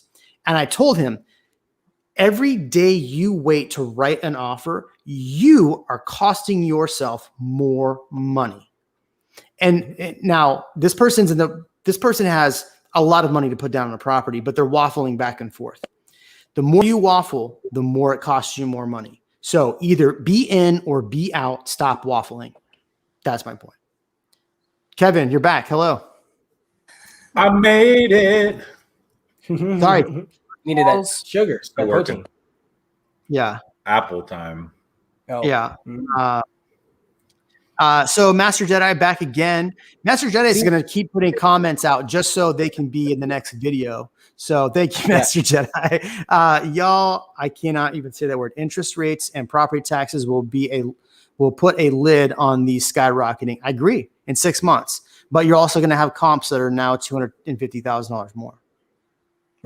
Right. And then the thing is, the property taxes in that particular neighborhood that shall not be named, the property taxes are already fixed, right? The tax rate is fixed. Sorry. The amount you pay in taxes will increase because of the amount of the price of the home. And there's another comment at 7:53 from Seattle Crime Girl. Zebra muscles. That's an important comment. We'll come back to that. The quality of life there isn't necessarily better. 7:53 from Seattle Crime Girl. I really wanted to get to this one because she brought up. Oh, Seattle Crime Girl's been on a few times. Welcome back, Seattle Crime Girl. So I believe she moved to Georgetown, and in a previous videos, she's talked about how the schools, you pay a lot for the property taxes for schools in Georgetown, but the quality of schools aren't that great. I believe that's what she said. Maybe she can clarify for me, but go ahead. It also depends on where in Georgetown. I know places in Georgetown where the tax rate is 1.8, and that rivals what you're paying in California for a $2 million house of the same size. So it's really, like you said, doing your research is absolutely going to change what what you're paying in these property taxes. So it is that, how did she say it? Oh, where did it go? I lost it. Oh, it isn't necessarily better. That is a true statement. You do have to make sure that you adjust the affordability because of property taxes, because of your possible decrease in your income, possible, and then the utilities and other cost of living factors. So you have to do that math. And a lot of people, they're like, the house is 100,000 less than here, or 200,000 less. Of course it'll be great. You're right. That is not the right answer. That's why you need guidance. Whoever you is, right? That's why guidance helps. And what you just said, M&M's moving here for 20% reduction in their yearly salary. So that's what she said. Sure, but if you're now getting a pool, right, and a bigger house, and your utilities are going to go up, and then your tax rate is 3.2, well, you just shot yourself in the foot. No offense, not you, but whoever is doing that. Yeah. So here's a crazy thing about I don't want to go off on the pool tangent. Marisol, are you wearing a cheetah shirt? It's that's why the RAR earlier. You didn't see that? Oh, was that it? I missed the RAR. I think it's a leopard. And it's a leopard. The spots are different. I was just at the Fort Worth Zoo last week. Like a weirdo. Jeremy, but get it right. Cheetahs everywhere are rolling in their graves. Yeah. How dare you? So Felicia, back again. I moved from Northern California 9 months ago and purchased in Gerald. I think she was on one of the previous. Number one, hold on. For all the people that keep coming back week after week, thank you so much. Like seriously, y'all make this channel fun for us. We come back and do this because you make it fun. Felicia, thanks for coming back. I think she stated in the last video that she moved purposely from California, or she was talking about moving from Gerald, but I purposely moved from California to Austin to be able to buy a home, and they moved to Gerald. So, all right. Boom. And then she said something else funny. Look, she laughed at her own joke. No, wait, she didn't. I knew I'd get one by Felicia. Sorry, we went way back for that one. Jeremy, we need a crystal ball view for the future of pricing over the next 6 months. You know what? Master Jedi? You find my email, shoot me an email. Let's have lunch because I want to meet you. I think we need to sit and have a talk because you bring up a lot of really good points and I want to get your perspective. Or how about this? Let's bring Master Jedi. I like where you're getting ready to go with this. I like it. You like that? Should we bring Master Jedi on the channel? I think we should. I think we should bring 2 people. Yeah. So if Master Jedi is Eileen. Oh, wait. But why? But Master Jedi said that they're moving to Bastrop. So why would my wife be moving to Bastrop unless there's something? And so the reason why I said 2 people is because it evens out the number. She's throwing you softballs. That's why. That's what it is. I doubt it. Somebody had said something about moving to either Austin or San Antonio. I believe it was Bill Gates who said that. Bill Gates. Can I mention maybe? Right, yeah. Can I mention New Braunfels to you? Because I got a new build under contract there for myself. I agree with you. Going back earlier, I cannot get an appointment. In Cedar Park, cashing out in 5 and then buying a ranch, hopefully. Ooh, I looked at land this week. I might buy like 90 acres. Anybody want to go hunting with me? I know Marisol does. No, I honestly, I'm not the hunting or fishing. Okay. Not my cup of tea. All right, let's get this back on track. Yes, your property taxes are insane in Williamson County, is what she said. It depends on where. It depends on where. What? It's true. All right, so Master Jedi's in. Who else wants to be in? I want to bring somebody else on. I'm here for Ian. Don, get out of here. You're out. Don, out. You can't be here just for Ian. This is my channel. Oh, I like that bike, Don. Yeah, I do like that bike too. Hey, Don, here's the thing. If you move here and want to go, my favorite place to take potential clients or people that want to see what Austin is Cosmic Coffee. If you ever want to just go grab a Cosmic Coffee, let me know. I'll grab some tacos. We'll get a kombucha. We'll get a beer, whatever you want. Marisol, have you ever been to Cosmic Coffee? No, but I heard you say Kombucha. that. Yo, that's the most disgusting. All right. Okay, there we go, folks. That's the end of the show. Mary Soul's gone. She is off the channel for good now. Sorry. Her Okay, my best friend likes kombucha. It smells like feet, first of all. And it tastes like vinegar. It's horrible. Hold on, real quick. Mary Soul, can you put your drink up so we can see your drink? See, Mary Soul is drinking, so she's actually she might be a regular. If you think Mary Soul should be regular, definitely toss that down there. Double fisting it. Look at that. And the water. Jay Miller's here's for Ian Hat. Nobody's here's for Kevin's mullet. Oh, interesting. Ian gets so much love here. He does, doesn't he? They're just not announcing Kevin's mullet. I'm here for That's it. There are a lot of people that are here for Kevin's mullet. You know that. I wonder if keeps John covering S. it is. up. I don't know why. Yeah, I know. My whole- hair is a disaster tonight. You do not want to see it. our whole logo is just going to be your mullet on top of Ian's hat and then my face. So that's our whole logo.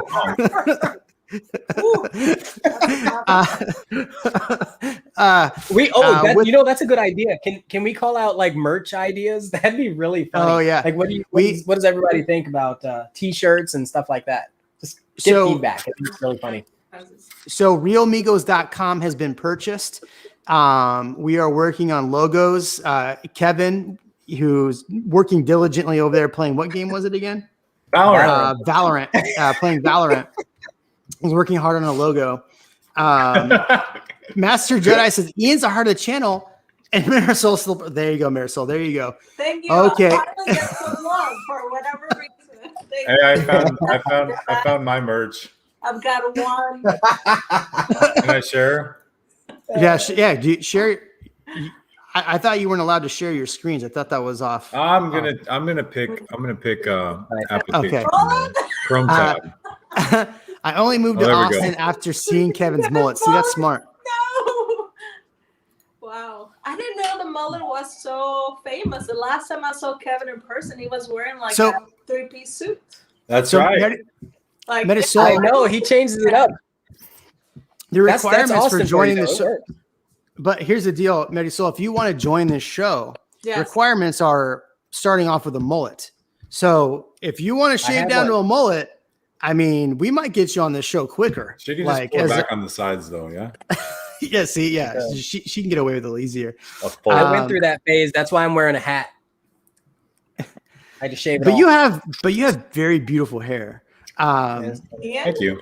Ian does look. See, yeah, he's a little flat today, but Never seen Well, it's because of the hat. oh yeah. So the other day we saw, Kevin, Ian, and I had a taco. Oh, by the way, Brisket. report back. How was Valentina's breakfast taco? It was really good. Phenomenal. It was good. You know, really good. The brisket was amazing, right? But what sold me was like the over medium egg. I didn't expect that, and it blew my mind. So what you're saying is I was right. You're right.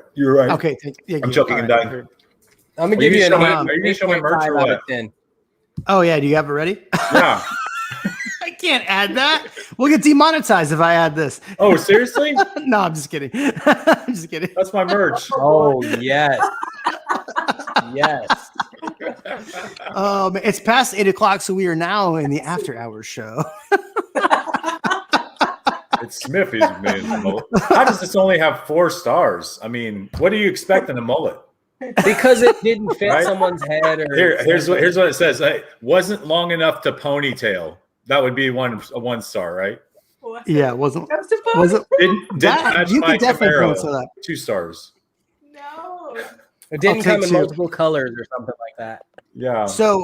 So shout out to Rob Trex. Rob reached out to me the other day and said, "Hey, we got some properties or some lots opening up in KB." I believe this is the same guy. And so I sent my friend Janie over there, and Janie brought over somebody right away, one of our clients, and went under contract or signed. So thanks, Rob. Appreciate you, man. And if you are a builder watching this channel and you're hating us for talking about what was that one that you really hated, Ian? It started with man. Castle. Yeah. Castle? Well, that's rock, it. Just started with rock. Oh, yeah. Yeah. Oh, wait, I got everybody. Hold on, let me remove that. Get Kevin's mold out of here. So back on track. Robert, do you have any more lots available over at KB? And which neighborhood was that? That was Haven Oaks. Haven Oaks. No, Haven Oaks. It was in Haven Oaks. Do you have any more lots available? Because everybody in this channel, and hey, put what the average price for homes are over there, because that'd be great. You have to buy all the merch 20% over asking. Pretty funny. Yes. That was last month. That's 30%. I was gonna say that was 35%. Yeah. Oh man. Speaking of KB Home. Freaking deal for a Haven month. Oaks, yeah. Speaking of KB Home, KB Home East Village is actually going to be taking orders, I think, starting in May.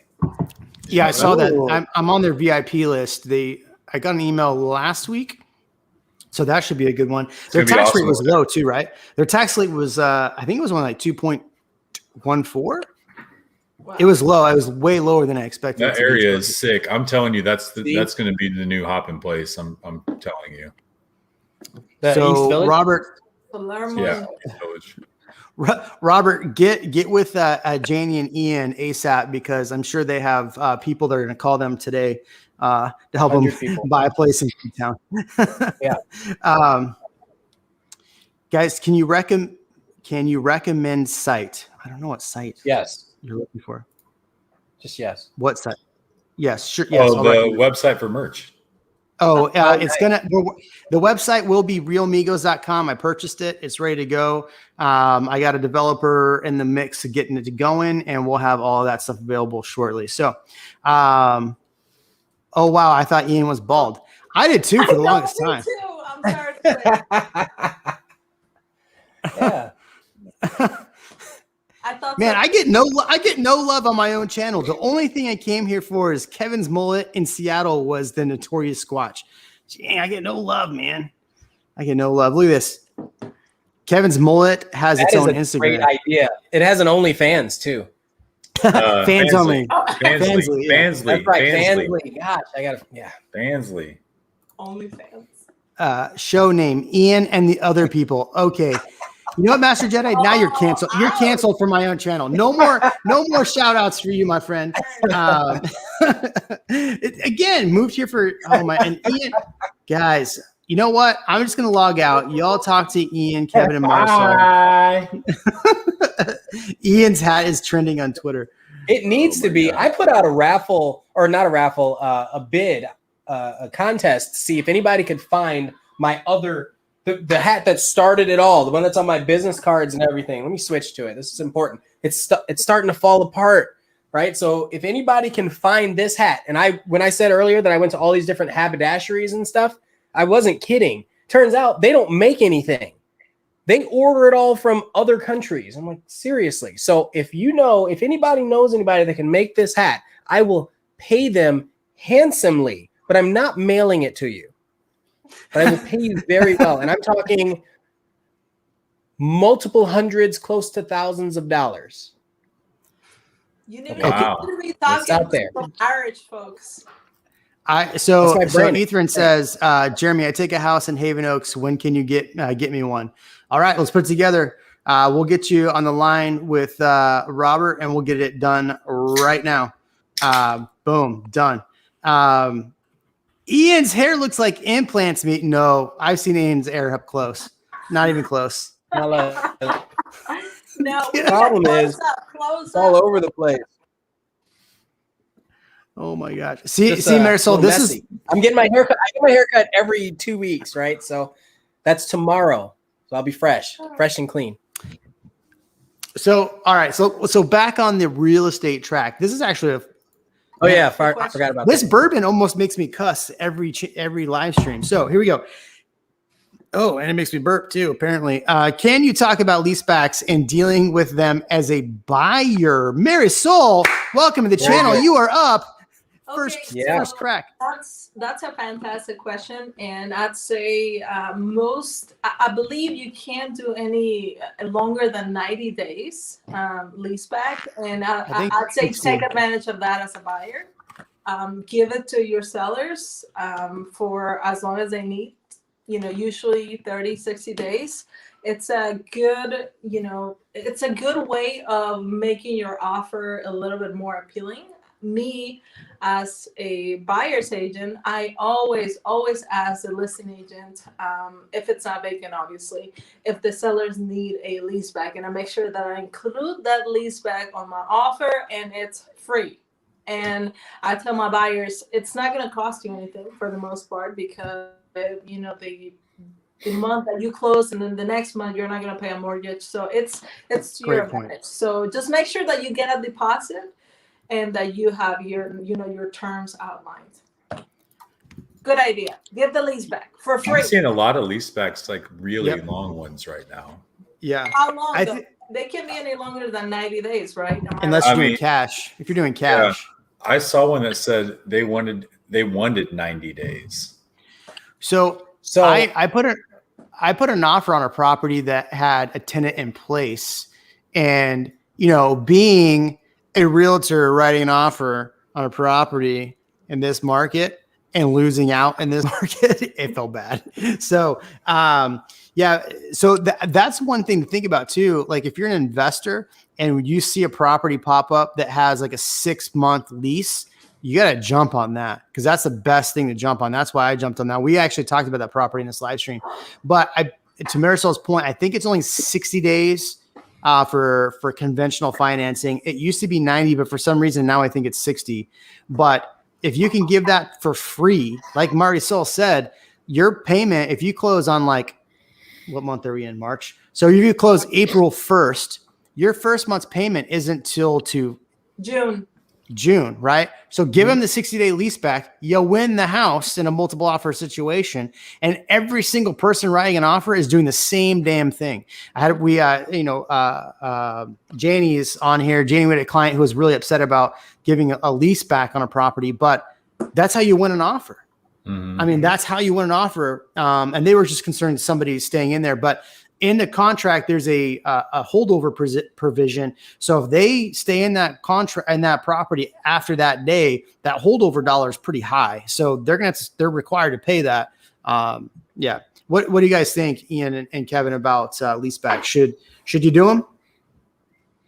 Well, so I've got one that's closing tomorrow. That is, so instead of a leaseback, what happens is the acquisition, the person's purchasing the property, but then there is a standard lease, not a lease back because you're limited in time, but a standard lease that was created for an entire year.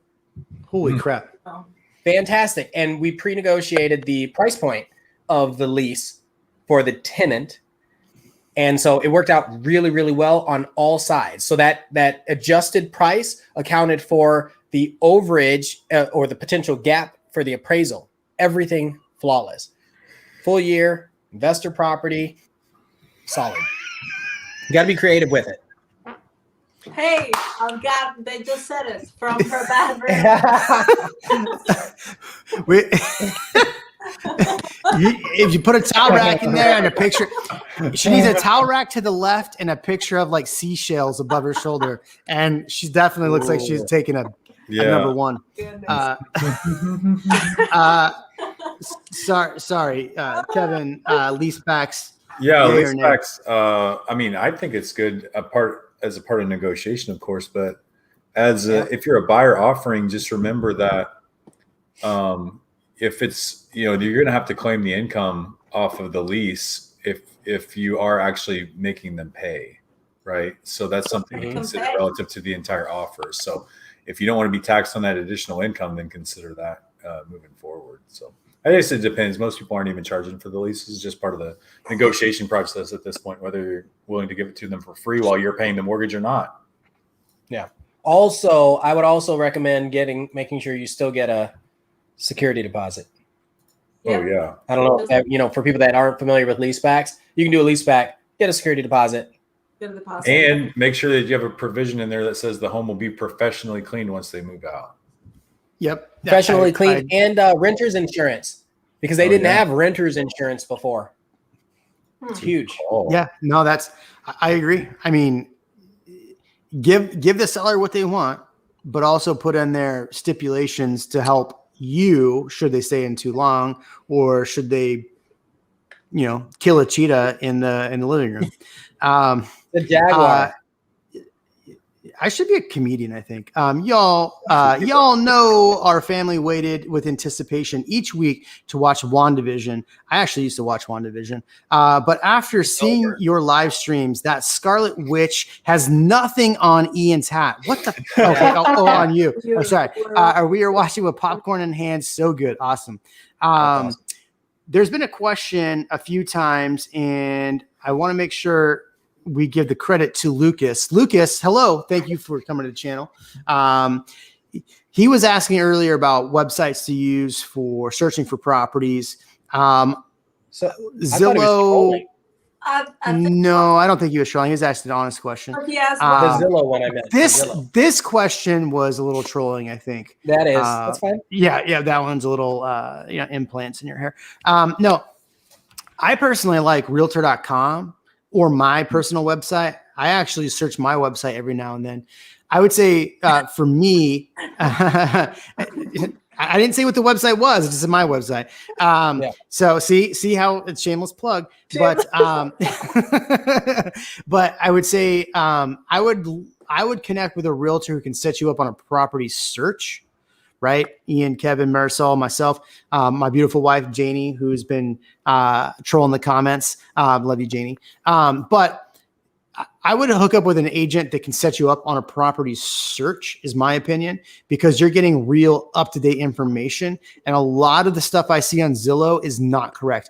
I will have, and maybe you guys can, or y'all, sorry, because, we have a female on here as well. So gotta be respectful. But maybe y'all can in Texas can vouch for this, but I'll have people send me a message. Why didn't you send me this property? I'm like, because it sold last month. It's not even available. Marisol, do you have that happen? Oh, all the time. I have people that just refuse to use my portal, and they just love Zillow. They just love Zillow, and I've told them so many times. I'm like, Zillow is wrong, first of all. And somebody asked here, like, what do you think about Zillow and Sestimates? Sestimates are so far off for the most part. Especially in this market. Yes. And what people don't know is that you as an owner can personally go and put information about your property and make the value go up, just by saying, I did this and I did that. So they're just not an accurate, estimate. And even, let's say on my side, you can click a button and it says, free and, automated home estimation. It's not that accurate because it's still a computer, and that's as smart and advanced as artificial intelligence is. You still have to go and see that property to assess the complete value after you see all the data that you have from the internet. So. Yeah. I'm not saying this ironically. At the beginning of this stream, a client sent me a home on Zillow, and I pulled it up and it was pending. I go, is it pending? He's like, it doesn't show pending on Zillow. I'm like, I mean, I've had listings on Zillow that didn't syndicate for like 10 days. Yeah. So it didn't show up.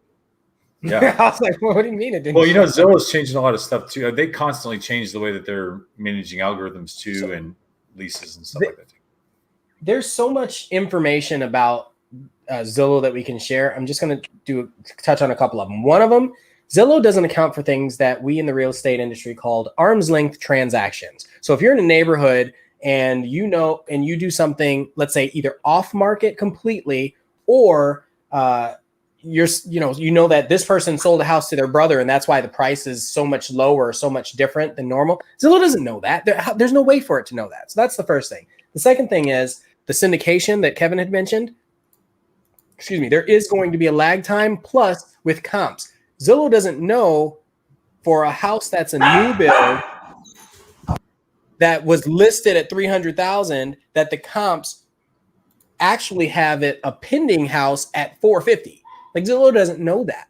And that's why you have your realtor go over that with you. And then I think the other big thing is you can use Zillow, but verify it with the MLS, because a lot of agents do not like that kind of platform. I'm one of those agents that I will not put any of my clients' sale prices, because this is a non-disclosure state. So I don't put the sales price of my homes on Zillow. So they don't actually know. And there's a whole thing now that they became a brokerage and all that, but I'm still not entering the information in their site. So they're already getting skewed data from me. Yes. And I have no shame in that. I'm like, no, we told you not to use it. You can use it. That's funny. So that's actually why I have my hat backwards. So I'm jumping ship. Why my hat was backwards. Whenever I'm writing, I have to turn it backwards or else I don't have a hat anymore. So that's important. But yeah, we can go to Treaty Oaks. I love Treaty Oaks. Beautiful. So maybe this is something we try to do. Let's do a live stream from Treaty Oak, and anybody that's in town that wants to do a live stream from Treaty Oak. See, I come up with great look. You're not going to get good internet at Treaty Oak. Who cares? Yeah, that's true. It'd be fun. We'll just do like 2 hours of straight Instagram sessions, and follow me at JeremyknightKG at Ianofaustin. Kevin, I try to tag you right now in a post, and it would not go. So which one is your tag? I've got tagging blocked. Yeah, see, you tag block me, but we should just do like a full like setup. I know the people at Treaty Oak; they'll set us up. I have a bottle of Treaty Oak. They should have been the sponsor tonight, but they didn't pay. So what am I going to do? Who'd you try to tag? I tried to tag you. My home in Austin? No, your Fansly Kevin. page. Yeah, the one where you're wearing that ripped shirt with all the holes in it. So yeah, that one. Yeah. At 8:42, Sean OSX, so apparently a fan of the Mac, I'm assuming, he said Redfin has been a good option for him. Oh. So here's the thing. With Redfin, they prioritize their listings. Yeah. So that's important for you to know. And a lot of people prioritize their listings, but they're really notorious for it. So if they listed the home, that's what you're going to see first. And here's another thing, and this is just for general knowledge for everybody. A lot of these sites are algorithmically driven. So when you say, why are you seeing this site versus why are you seeing it on Zillow or somewhere else, whatever site you're spending more time on is going to adjust what you're seeing. But with the MLS, you get exact information. When it's from an agent search, here's the exact information in the moment. In real time, yeah. In real time. So yeah, I agree. I didn't listen to a word you said. Sorry. Yeah, that's fine. This question hit me and I was like, see, Marisol, we have fun on this channel. Okay. Look, we have fun. So I want to see a show of hands of the 113 people that are still watching us into the almost third hour. Should Marisol be a continued part of this? This is an audition for her. So has she auditioned well? Secondly, I love this comment. Eric, I love this comment. Who gains from Texas being a non-disclosure state? It seems like the market would be more rational if there were price transparency. Imagine if the stock market was non-disclosure. Oh, guess what though? The stock market is partially non-disclosure. Look up dark pools.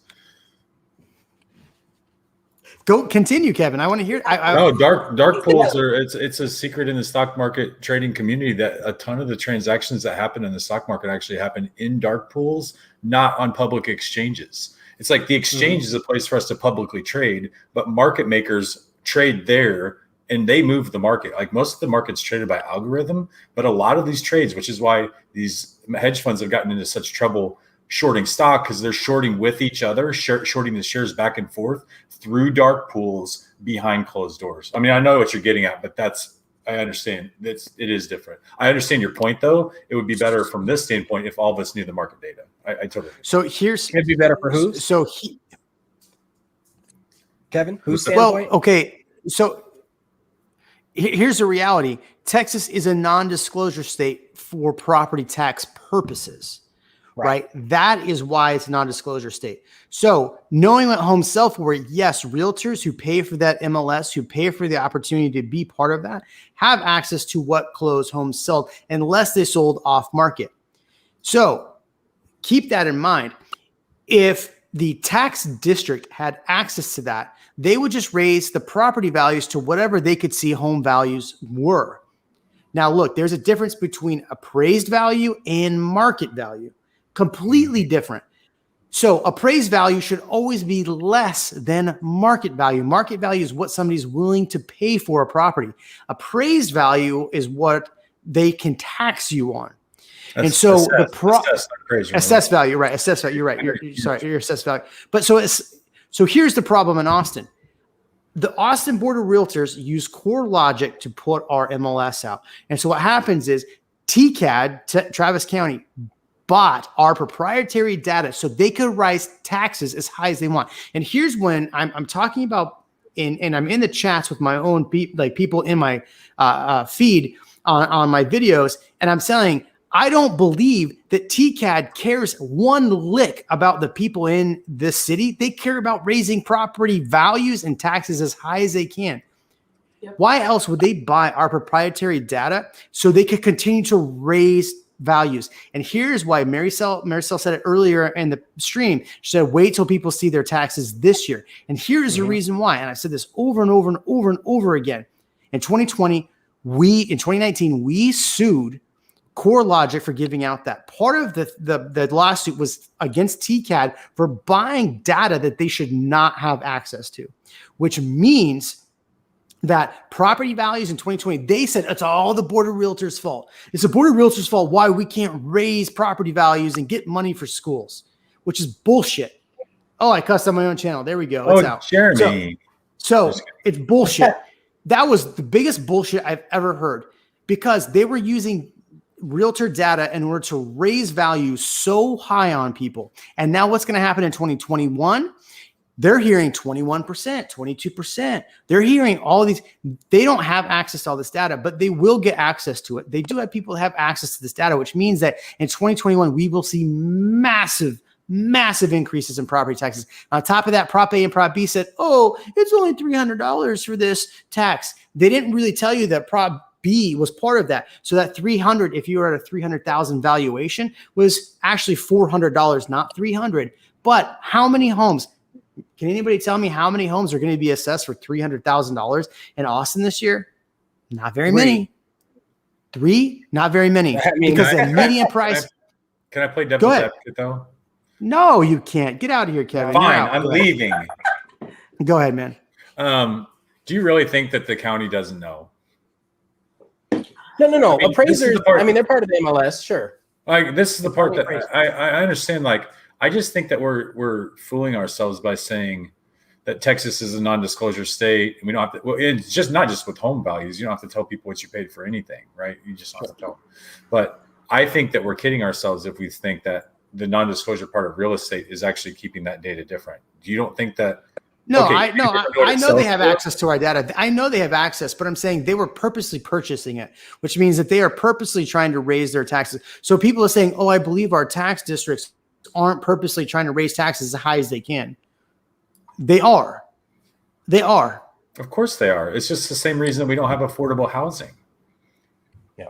You blacked out during the affordable housing. I know. I wanted to say something about that because, after buying some land and trying previously, and not in Austin, but after buying some land and trying to develop it, the reality is, I don't know how deep into this context I want to get, maybe for another time and another day, or right now.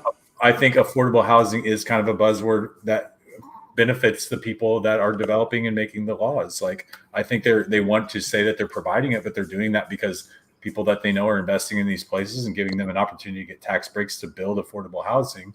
I don't think it even exists. I mean, not for the reason that they want to provide a good service for people. The good land, the expensive land, is not going to be used for affordable housing. Marisol, I want to get your intake. on affordable housing? No, just on the taxing thing. And I mean, in general, I just want to get your take in general. I want you to be part of this because, like Felicia says, bring on Marisol. So Marisol better come in hot right now. No, she's actually correcting people because they're saying Marisol with an I instead of a Y. And I'm like, But she's still, thank you. She's your biggest advocate right now. Felicia, tell us you're a big advocate for Marisol. So it means 7 seconds. No, Jeremy, I think this is all on purpose, and the 2019 sort of fumble show that they are just trying to raise taxes as much as they can and charge people as much as they can, and there's like they need this. They have so much money. It's incredible. So it's what they're doing. They're going to do that. They're going to find out the data, even if they don't really rightfully have access to it. They're going to find out. So like I said, it's just a ticking time bomb. And when people get those assessments for 2021, it's going to be a very, very bad day for a lot of people. What about as well? We just passed a $1.9 trillion stimulus package. And on top of that, we've been through the previous stimulus packages. We've been getting tax districts money from taxpayers to begin with. Mm-hmm. And so maybe somebody might have insight on this or want to talk about this. I'm just going to throw the question out there. So with the fact that we've seen stimulus packages give money back to failing cities or cities that, I shouldn't say failing cities, but cities that need the help. And then they're still raising property taxes and property values.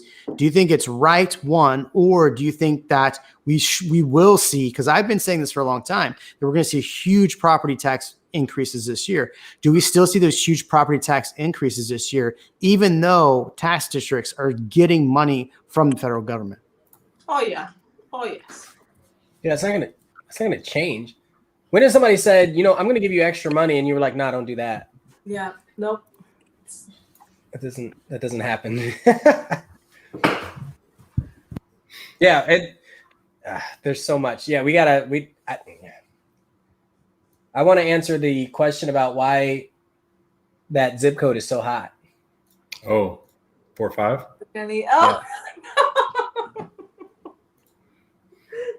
Master Jedi, welcome back to the channel. Yeah. I'm a big advocate. See, I told you, Felicia's a big advocate of Marisol being a part of this REALMigos team. See, yeah. I told you, I love it. And going way back, the Familia from El Paso is now in the house. So if you hear loud noises, they had margaritas tonight. I guarantee it.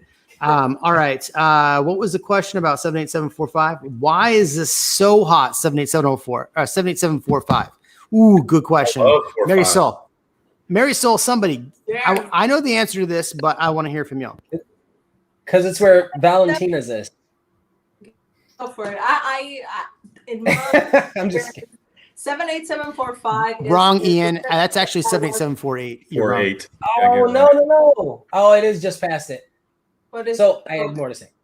78745 it was a zip code that was getting the most, it was appreciating the most. So people were it was really, really hot for investors. People were, trying to get in there because it was appreciating so much. It was like the I'll say the new 78704, but it's very expensive to go there too. I mean, properties are going so much over asking on 78745. So That's my take on that. So I look at it like a way to get close to SoCo, South Congress, but you still have, it seems like, a little more land at a lower price point, or similar land at a lower price point, but also the topography of that area. I know it's kind of crazy, but people buy views, and I love the way the hills wind as you're going through that area. I think that's important. And so we divide Austin north and south pretty much by the river. And so it's another one that's south of the river. So people that are into the culture of South Austin, this is a hot spot that has, like Marisol said, exploded in that regard. I believe it was the zip code that was seeing the most appreciation last year. Within the city. It makes sense. So someone said something about the queen dying. No, that's fake. Okay. Oh my gosh. I was like, no. Because I watched that video on YouTube. There's like 4 videos about like what happens. Have you guys watched those on YouTube? Like what happens when the queen dies? They got like this whole scripted thing that like multiple times a year they all practice it. I know this doesn't nothing to do with real estate. I just think it's interesting. I have no idea what that is. Yeah, check it out. It's on YouTube about like. You need to check it out. But Jeremy, I don't know if you missed it, but someone said Marisol is great. I just feel like I need to wash my hands after watching her. Like I don't know if you saw that, but I'm letting you know. I swear. Do you guys ever do that? Do you ever look at the topography maps? Am I the only nerd here? No, I look at them sometimes. I like. Jeremy, weren't you a What do you geo mean? major or something? Jeremy lost his audio, huh? Are you muted? Sorry, I muted because my dog's barking and people are running around in the background. So my degrees were actually geography and meteorology. The girl that's the weather girl in Austin, I was friends with, and she cheated off me in climatology. So, boom. So good for her. She cheated. Yeah, I looked over and she's looking at my paper. I'm like, weather girl. Who you know, I didn't know she was going to be the weather girl, but the girl that became the weather girl, I'm like, okay, she cheated off me. All right. Thanks for taking the question. If my realtor drops the ball, I will reach out. You know, the tough part about this, I think you need to give your realtor, and I think you need to give your realtor a little grace. Ask a few more questions, right? What are their plans for getting you under contract on a new build? What are their plans for getting you under contract if you're doing resale? I wouldn't just bail on your agent. They are probably working extremely hard. Mm-hmm. And so as somebody who's working very hard for their clients, I wouldn't necessarily bail on your client. I'm not saying you're going to, but I'm just saying for anybody that is working with an agent right now, don't bail on them to come work with one of us. Definitely give them a little bit of grace because they are definitely working their butts off. And we are not asking for you to do that. Yes, true. Very true. Ian, Dinosaur D finally joined, and Dinosaur D has an upgraded logo there. So hello, Dinosaur D. Welcome back. The soul, Ian, the soul of Austin is back. There you go. Ian, we should just call this Ian's channel. The Ian show. The Ian and Friends show. Nah, I don't want the we should EAF, Ian and Friends. You guys still here? Wow. My hand starts with an I. You're messing with me.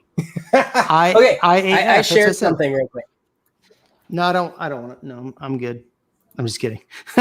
All right. So this zip code on Google Maps, the thing that I want to show, look at how much green. That's also really, really important. I don't understand what you're talking about. What do you mean so much green? Contract? So this is that zip code. It's lush with trees. You go everywhere else, you got buildings. And I'm not saying that's bad or good, but this is a certain type of culture, right? You have a lot of nature, you have a lot of hills, and you still have a lot of industry, and you still have good proximity to Mopac, to South Austin, to a lot of the parks, the Greenbelt, 290 and 71 if you need to get to SpaceX or to Tesla. You still have that vibe. And somebody had asked what's the difference between North and South. This is definitely a heart of South Austin. I love 4-5. I've been saying it for years though, but then everybody just recently caught up on it. Plus, Ian's right. All the 4-5 is blown up. 4-5 is definitely blown up. All the different sub neighborhoods of 77, 4-5 too. I mean, I'm going to take credit for Legend Oaks because I've been telling everyone for years that you need to be in Legend Oaks. I thought it was for a long time was one of the most undervalued subdivisions because people were like, Travis Country has been popular for a long time. Yeah. And Circle C.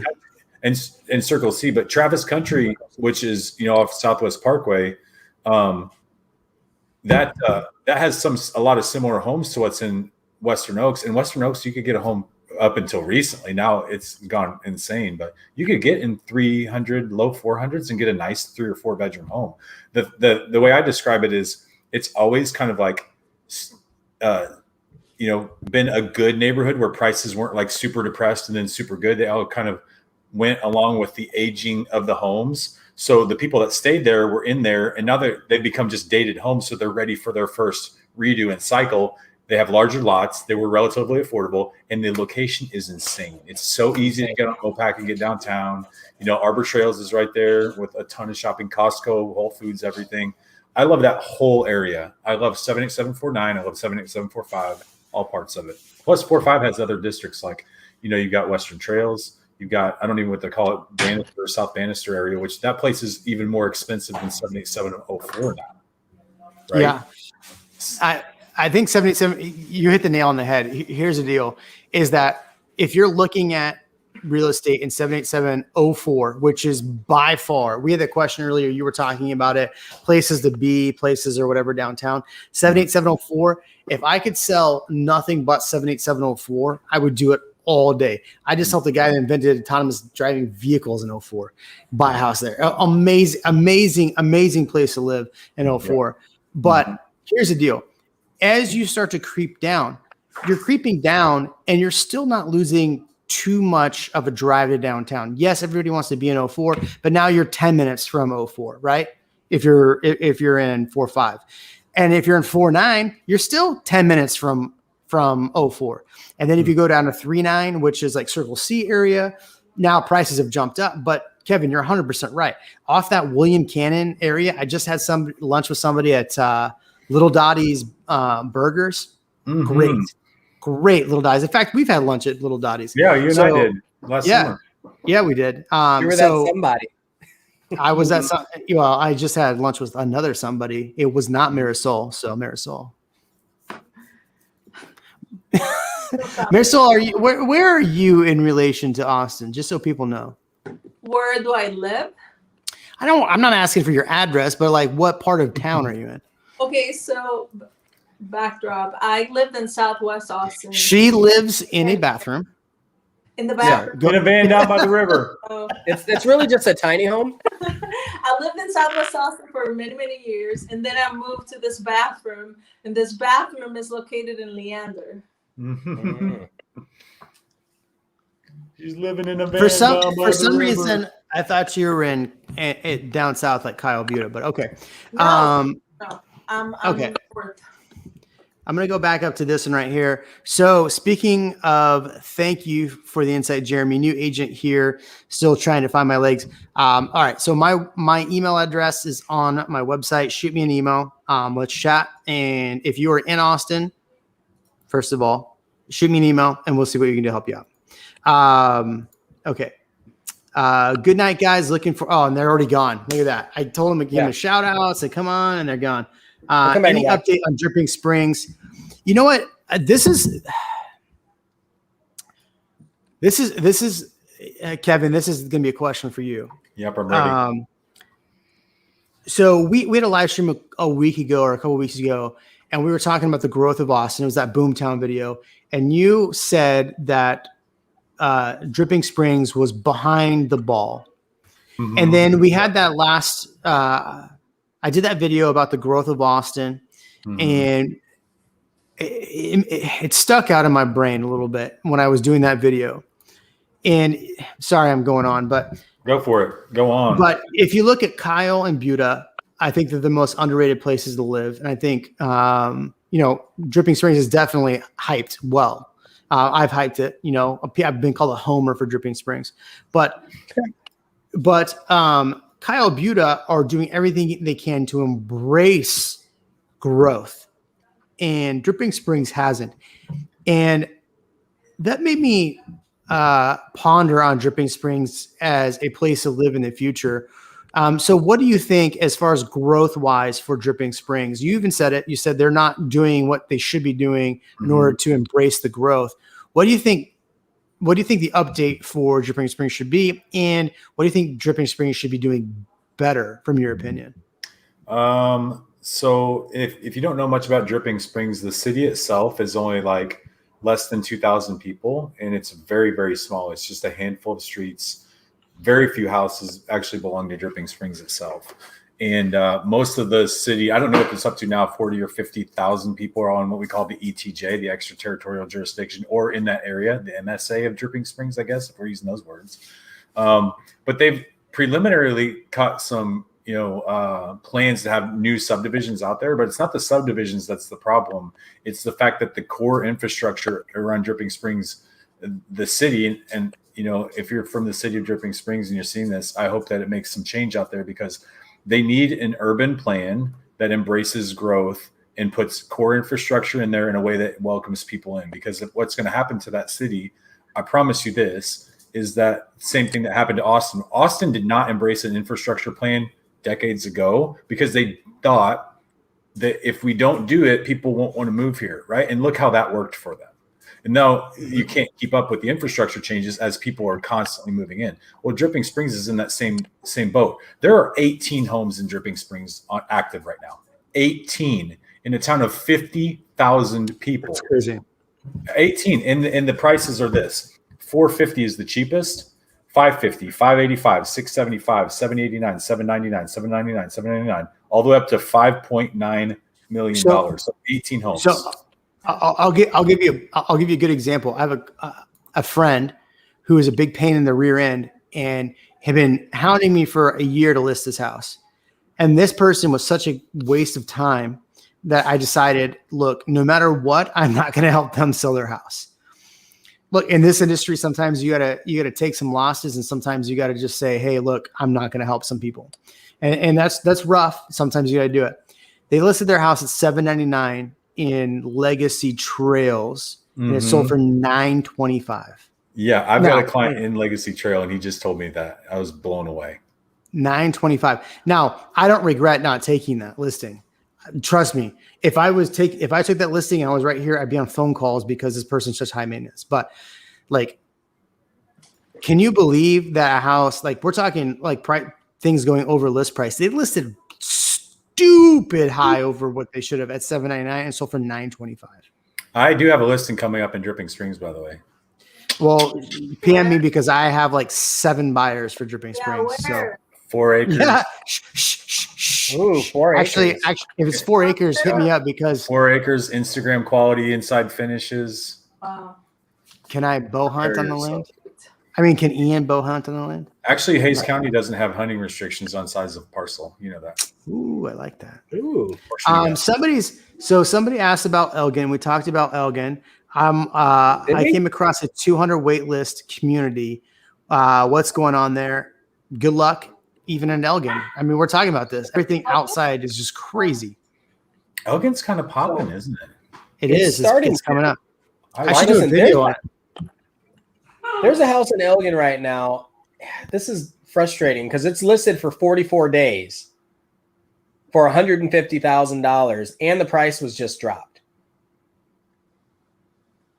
It's 900 square feet, but still, I think Elgin is one of those where, because Manor exploded the way it did, and, in Del Valley, Elgin still has that small town feel. And I think if you can get out there and you're okay with kind of like with Dripping Springs, where the infrastructure just isn't there and you have time, it's solid. I think it could be a solid opportunity at a much lower price. What you got to be careful with is the taxes. So like this house that I pulled up, one of the 10 that are active, 3.1 tax rate. I thought you were pulling up on your screen. I was gonna add that to the stream. Come on, man. Sure, let me pull it up. Oh my Yeah. God. Unless you're on Kevin's fans only. Marisol, go. No, I got it up. Whoa, careful. What's it? Careful what you say in this So this channel. is in the MLS. Price was reduced. So the other thing, somebody mentioned like why use Zillow or this or that. The MLS is ugly. It is an ugly website, but the data is good. So anyway, I'm bringing it up because this house, right? You pay $400,000 for this in Austin. Yeah. 1960 redone home. Hey, Can you do what? Ian, send me over a cash offer on that one. All right. All right. 3.1 tax rate. No HOAs, so that's great, but 3.1 tax rate. As a quick refresher, I'm not buying any more homes in Austin, so that video is coming out soon. All right, get your screen off there. We don't want to see your $150,000 listing.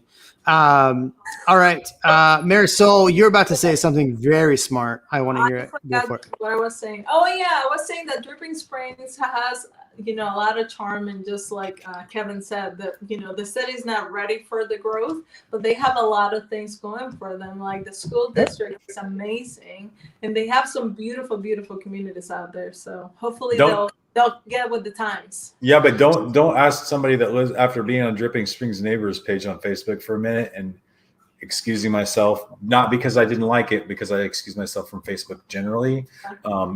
People in Dripping Springs don't consider Belterra Dripping Springs, but Belterra is an Austin address. Dripping Springs Schools as Belterra Village. So, I mean, that's why I think they're almost two different areas, really. Dripping Springs itself has one culture, and then some of the subdivisions I think have other cultures.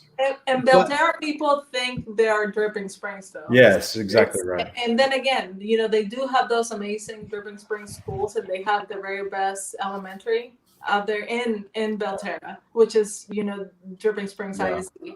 So I love Belterra personally. I think it's a struggle to get a house there, especially right now with those multiple offers. So yeah, the median price of active listings in Dripping Springs right now is $825,000. By the way, it's crazy. Yeah. Here's a quick little story. So we had an issue with a neighbor, and we were considering moving from Circle C to Dripping Springs. We actually found a property. It was a beautiful, beautiful house built by Highland. It was my favorite builders, listed at a very reasonable price. You like Highland too? All right, cool. I love Highland. Highland's my favorite builder. All right, Marisol, you're getting higher. Like your rating is coming onto this channel as a regular is getting higher. From a 5 to a 6.5. Yeah. Now you're at like a 7.1. So we're getting closer. Here's a crazy story. So we're having issues because we were trying to build a pool. Our neighbors were having issues with us building a pool. Long story short, we considered moving. So we went to write a contract on this property, priced. Well, we wrote a contract before all the craziness happened, $25,000 lower than list price in High Point. Oh, then we backed out because we found out, Then we found out that we could build this pool. The landowner who owned the land behind of us said, you know what? That neighbor's a pain. Don't worry about them. I got your back. So I said, okay, fine. We're going to stay in Circle C. We had a client buy that house. A client came into town and said, hey, we want to buy in this area. I'm like, oh, well, we just saw this great home. Talk about doing a final walk and just your heart ripping out of your chest because you're like, you're doing a final walk in a home you almost purchased, seeing it fully complete. It was heartbreaking. And then every client that came into town after that, we were like, oh, there's a great neighborhood. And we'd show them a lot and they'd buy a lot. And we say, this lot is my favorite lot. And then another client would buy. We have 7 people under contract. Well, no, it's not that many. 1, 2. We have 5 people under contract or have closed on one street in that neighborhood because we love that area so much. So I'm stuck in Circle C. High Point is beautiful. High Point, beautiful. It's just beautiful. But you can't do that. You can't do that now. And then Highland and High Point has such beautiful finishes, just like Perry. But they're just stunning out there. I agree. I will pre-sell a house coming up in High Point for one of my clients that'll be finished later this summer. I actually think he would take a contract right now. Like I said, I have clients up to 1.3 million looking in that area. So I'll call him right now. We'll do this deal right now, right here. I have myself, potentially myself and clients from 6, 7, 8, and up to 1.3 million. I'm gonna put you guys on mute, and I'm gonna call him right now. Yeah, I have 4 buyers easily that would buy there right now. So, Mark, to answer your question, no, I'm not drinking coffee. In fact, I had to ask my wife to get me ice because she's finally back from getting dinner with the fam. So here we go. Marisol, Can you tell us with about the, Leopard? is it a cheetah? Wait, what did we say? Cheetah or leopard shirt? The leopard. Leopard shirt. Okay. The leopard killer. So we have the benevolent beret, the magic mullet, and leopard killer. Marisol, can you tell us about Yes. Leander and how, and now that you live there, and have a closer look? Oh, Yeah, okay. Just absolutely. So me coming from Southwest Austin, it was I almost like fought to not move here because I thought it's way too far, it's way out of the way. But then again, I drive everywhere for my clients. So I finally caved in and I came here. And I have to tell you, I really love Leander. It's a great place. It's a lot more tranquil than a lot of, other, parts of Austin, like proper. We have the toll, which gets me from, pretty much the border of North Austin to my house in 8 minutes. Super fast. I love my home. I love my neighborhood. I got more home for my money than I would have had, in Austin. And, that's all I can say. hold on. You got more money for your home, but when was that? 2 years ago. See, exactly. So that's the problem, is that everybody got more for their money 2 years ago, right? I bought my house in Circle C. I got more for my money 2 years ago. A house, like we were talking earlier, a house that is smaller than mine, listed at 685 and is under contract probably at 850. Smaller than mine, not backing in Greenbelt, no pool. So if anybody wants to buy a $2 million home in Circle C, I got a listing coming up because I'm just going to list it crazy. Why not? All right. Marisol, sorry to cut you off. I appreciate you. That's what happens on this channel. I get excited. I cut people off. It's just what happens. All right. Welcome to the channel. All right. Your sponsor. What was that? I'm sure it has a lot to do with your sponsor. Yeah, my wife's my sponsor. She's in the room. Lack of sponsor. Lack of sponsor. You said you had a sponsor. What's the name of the sponsor? No, he's faking Oh, it. No. He's faking it. The new sponsor, Noble Oak. Yes, they are. Noble. That's sponsor. Sorry, I thought you meant my. I thought you meant my 12-step stomp sponsor. Okay. I like the lot size in Dripping Springs. Will I regret buying in Dripping Springs? No. Well, that they did. I regret that I didn't buy it. I'll answer the question. No, Yes, you will regret you didn't buy in Dripping Springs. How about that? Yeah. Me? No, I'm still here.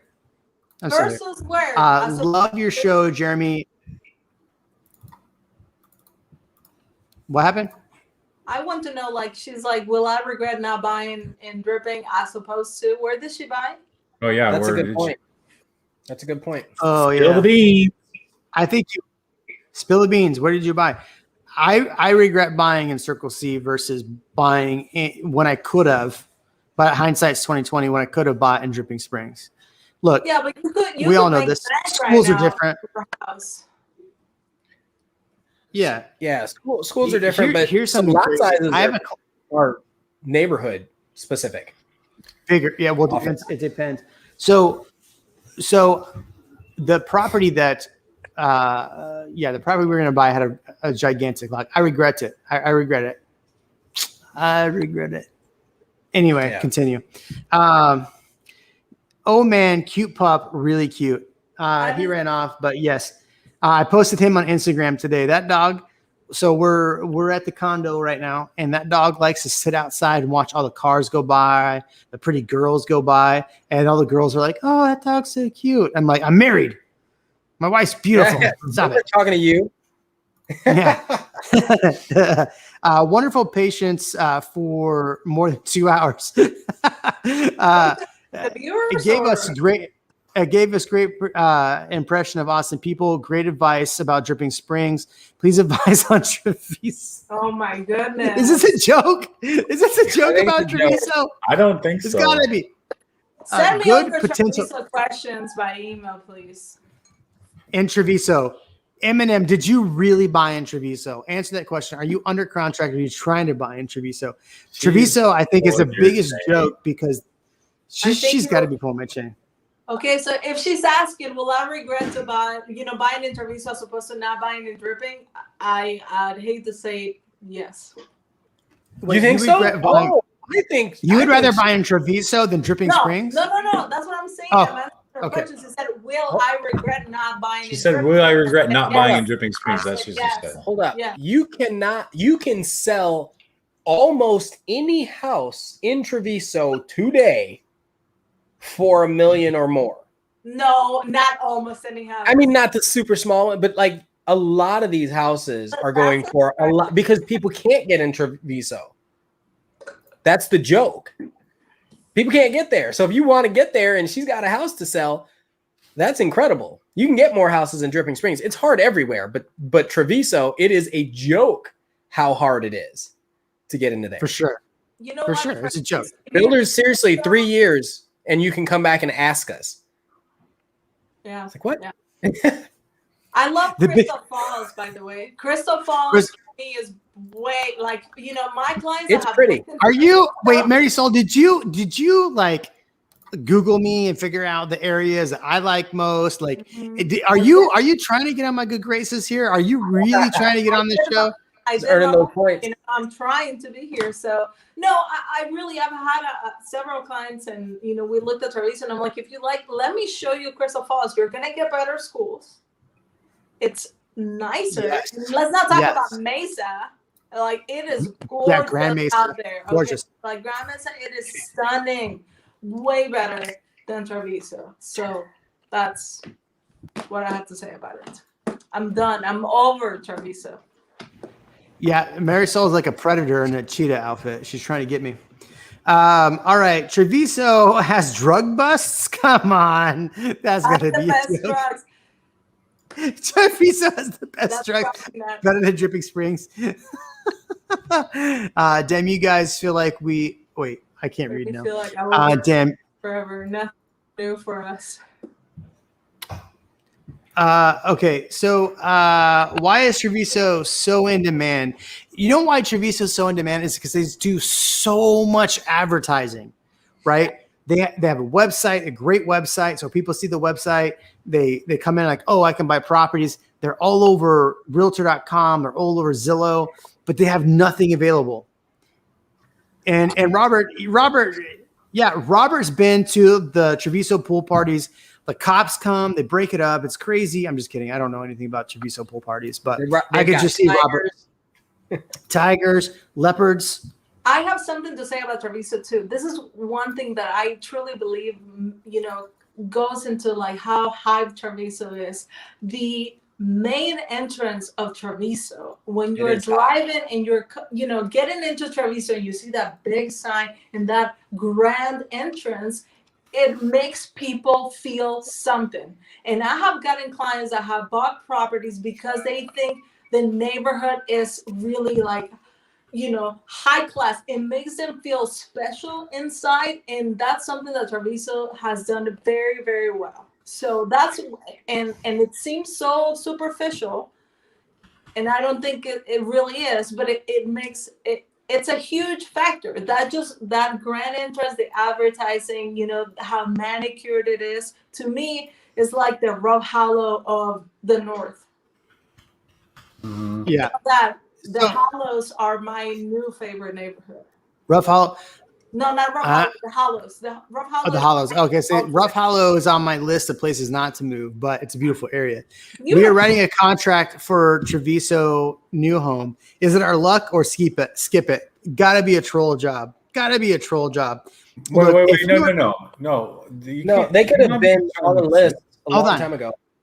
It's got to be a troll job, because if that is your question, the answer is yes. Write that down and take it as quick as you can, unless it's Taylor Morrison. Did I just say that out loud? So I think that's another part of it is like you said, Jeremy, that they do a good job advertising, but also the builders that are out there, they only build in, certain locations. And so I'll give an example. Toll Brothers, it's a beautiful home. And if you not just drive by Treviso, but if you drive into it, the sweeping hills, that is such a draw for people, right? Just the topography of the land, the magnificence and the prestige of the entrance and the homes as you're driving through the front gate. And then you get to like the real stuff.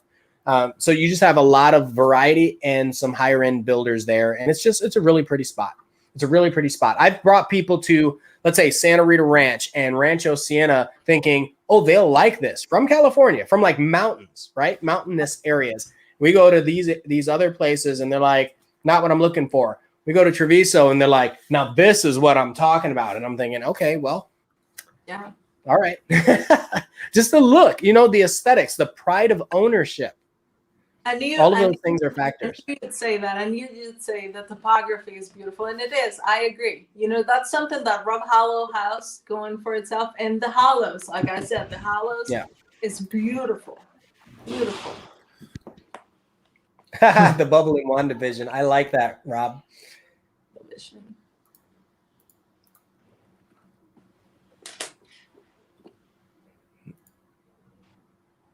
Jeremy, there's nothing.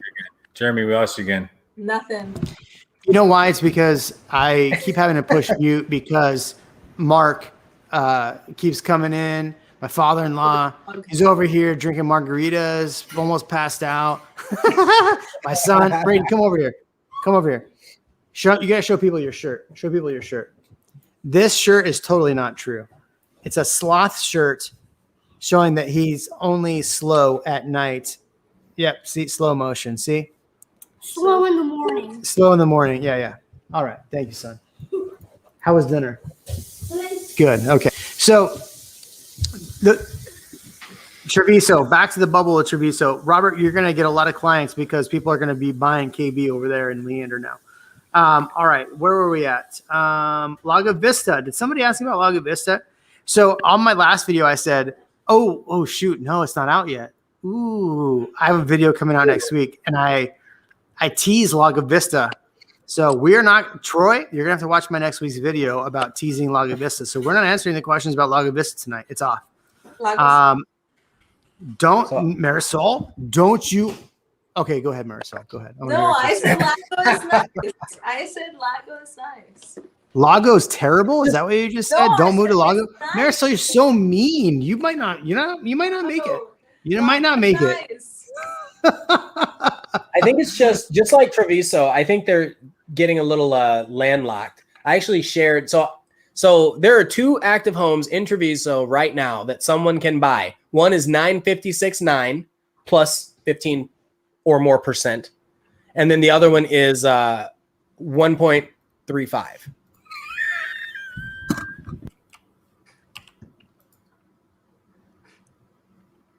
I don't know what you're laughing at. I have no idea. My father-in-law, he's got a. Oh, okay. I was like, he's standing by the camera. Look at, he's like, oh, here you go. You want me? You want? I'll turn the camera around, Mark. I will turn the camera around. Oh my gosh, things are getting crazy on my side. Sorry. You need to go, Jeremy. Yeah, continue. Did we lose Marisol?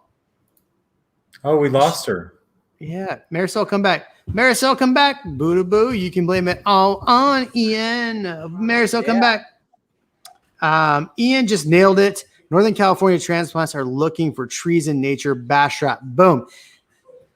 Jedi, Master Jedi, I think you should get on with the Board of Commerce over there in Bastrop and just make some money off of all your plugs for Bastrop. Oh, wait, I missed this one. Has anyone mentioned Sunfield? Yes, Connor, let me explain to you about Sunfield. Sunfield, really cool lazy river. Sunfield, okay. Really cool lazy river. Sunfield, stupid high property taxes. Yeah. And Sunfield, a place you'll buy and try to leave in a year. Sunfield, there you go. I've done lots of videos on Sunfield. The problem with Sunfield is, again, the property tax are 3.17, stupid high. I can't. Hey, Ian, do you want to message Marisol and see where she went? Yeah, I'll text her. Okay, because she brought up a great point about Crystal Falls, and I think Crystal Falls is a huge. Like, I would buy 100% of the time in Crystal Falls over Treviso. That's just me personally. And I would definitely buy in Dripping Springs over Treviso in a heartbeat. I've been accused of being a homer for Dripping Springs. Kevin, what's going on, man? Are you playing? What's that video game you're playing over there? Valorant. Valorant. Yeah. The mobile version. No. Why don't you read He's this actually comment? trying to and answer? get that house, still. that listing done. I'm trying to do all that stuff. He's going to call me actually in an hour, he said, and chat with me. I have about clients, including my wife. So, it. how are high? Okay, Lucas, great question. Hold on, let me swing this back. All right, so Lucas, great question. Thanks for sticking around. So, how are the prices in Buda? This is insane to me because Buda Kyle is where I would, if somebody said, "Hey, I want to be between 400 and 500. I want a decent space and I want to be in a nice community," I'd say, "Oh, Buda, great, we can do that. We can get you a place at 375." The challenge is, in a video I'm putting out this Sunday, we're going to talk about prices for every single suburb. So Buda is on there. So if you're following my channel, definitely watch this video that's going to come out Sunday. We talk about every single suburb, except for Lago Vista. Oops, did I just say that? I gave it away. But here's the deal. Buda is at 0.2. It's probably less than that. 0.2 of a month of inventory. Kyle, same thing. Hayes County is at 0.2 of a month. And Kevin's been bringing this up about Dripping Springs. There's no inventory. So you're going to have to spend 100 to 150 grand over list price to be in Buda right now, which is insane to me. And Kevin's gone. So Kevin's out.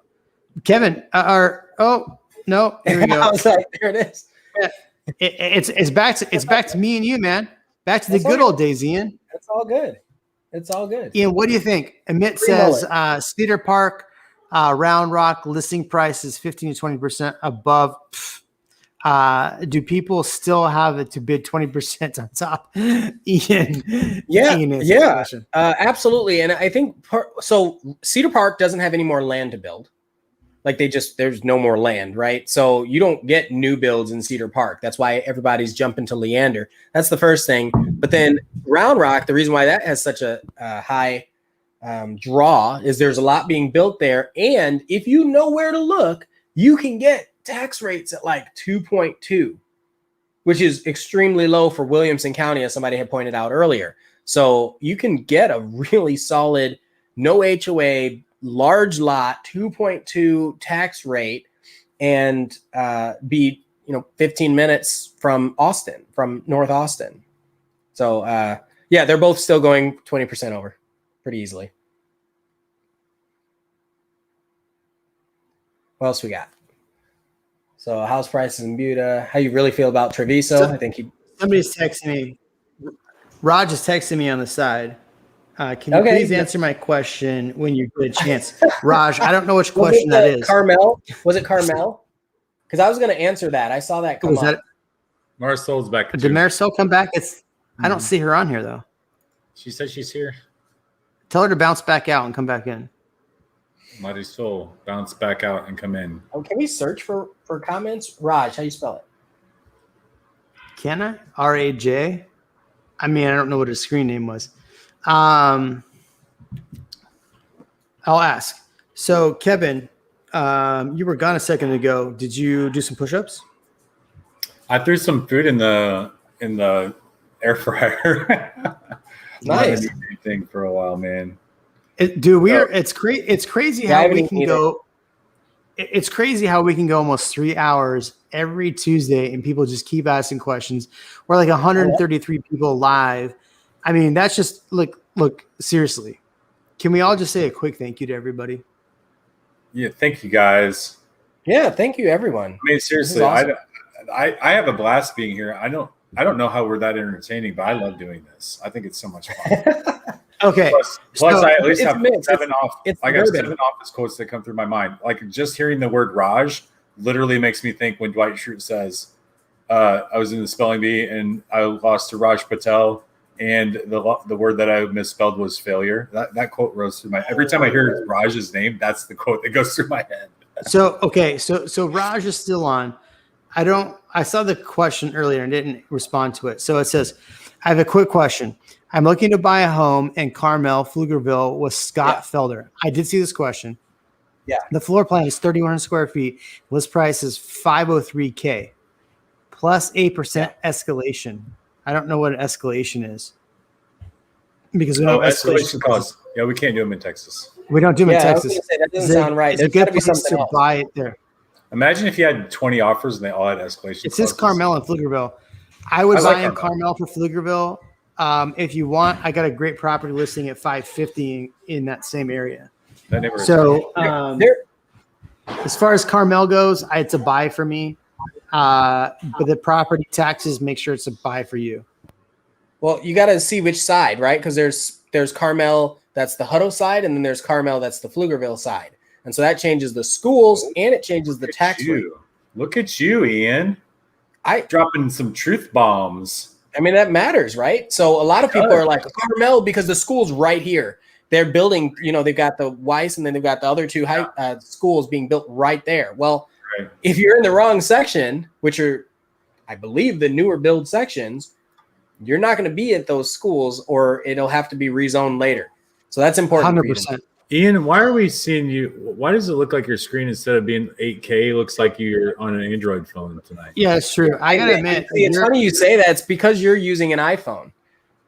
no, really, I'm using I a am Canon an M50. I gotta admit, the entire time I put you on, you've been really grainy. So it must be that That's so Pflugerville, great. It looks great to Pflugerville me. internet. Grainy Yeah. AF. I'm not included. We just AF. let Ian do the streaming equivalent of having broccoli in his teeth after dinner.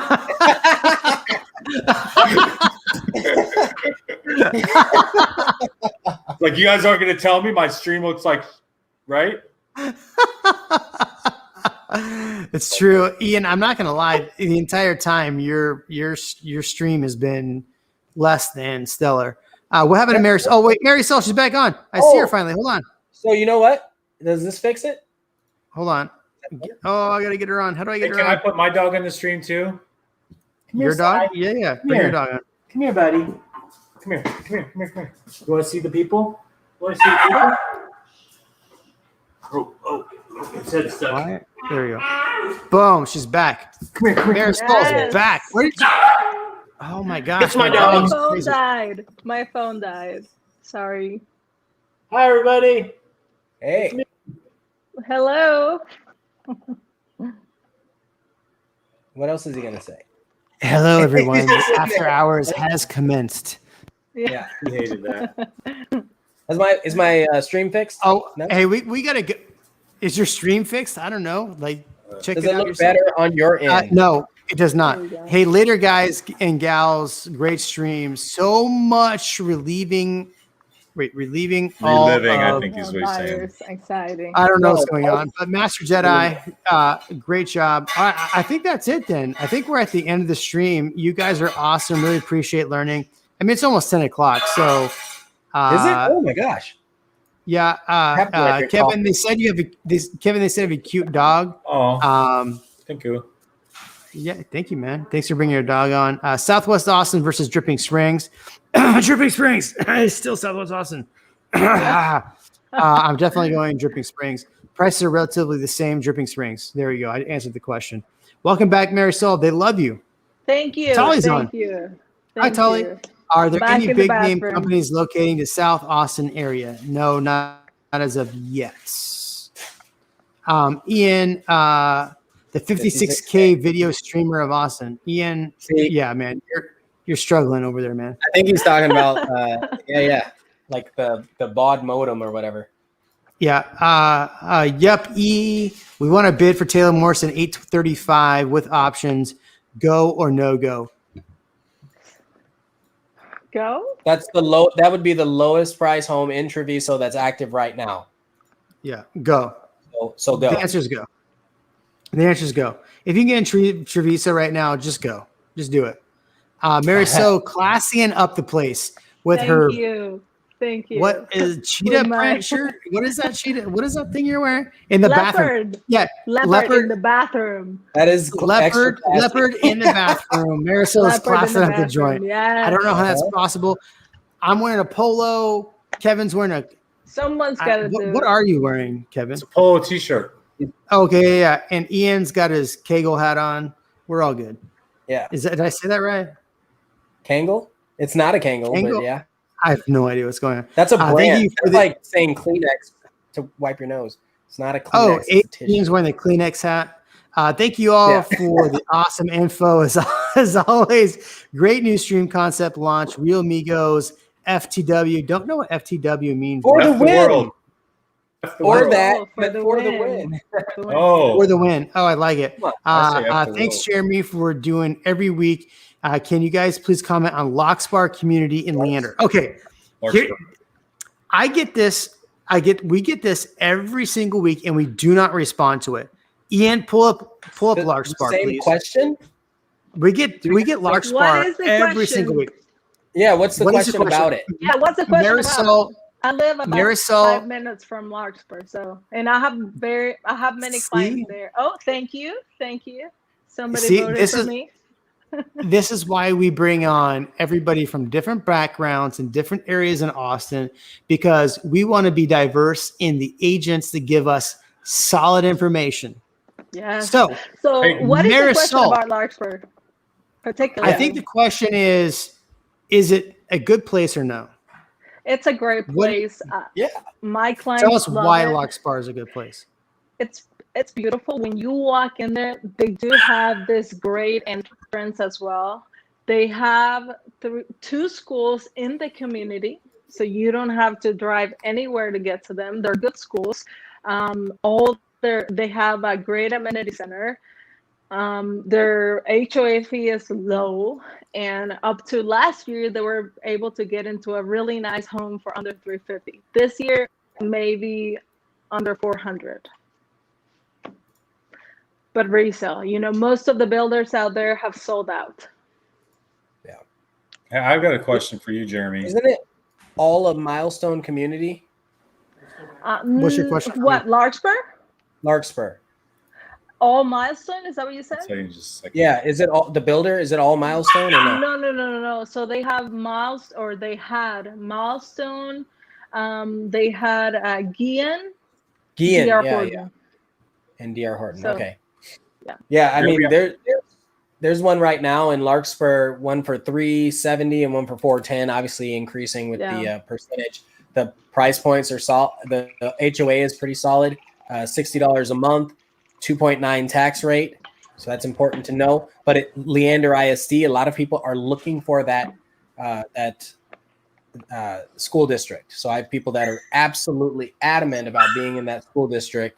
And so based on everything that Marisol said and those factors, I think if that's what you're looking for, it is a very solid spot. I mean, It's a winner, yeah. So think about how many people want to live in Mesh. Leander, period. Excuse A me? lot of people. And I was just at the new HEB. I was trying to get some drone shots on the HEB that they're building. So I got some good shots. Look on Google Maps and you'll see them.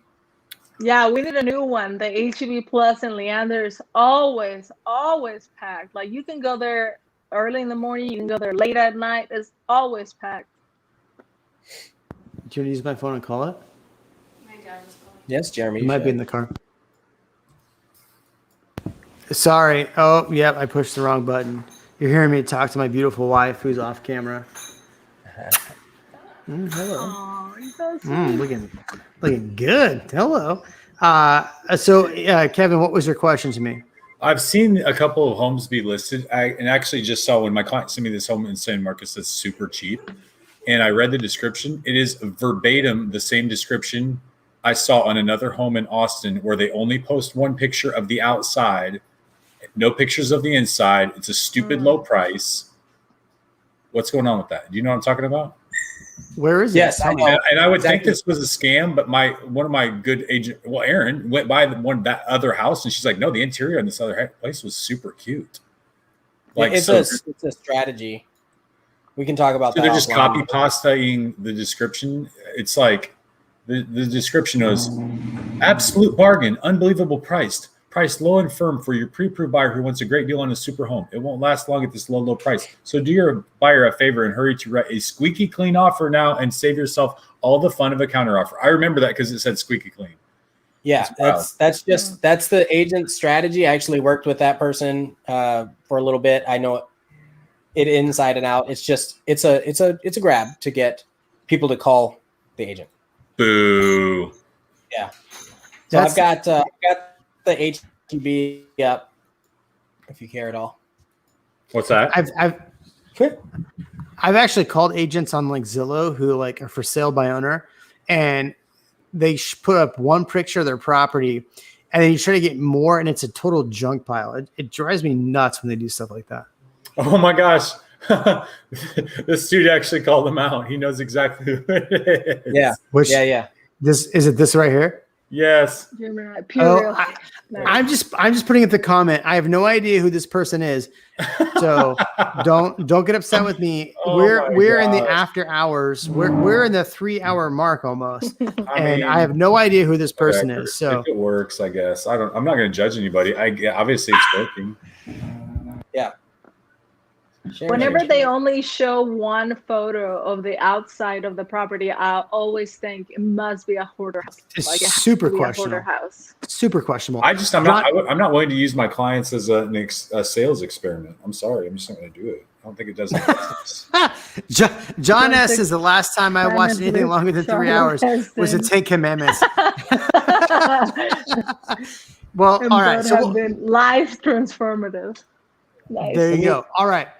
So Can I share there we go.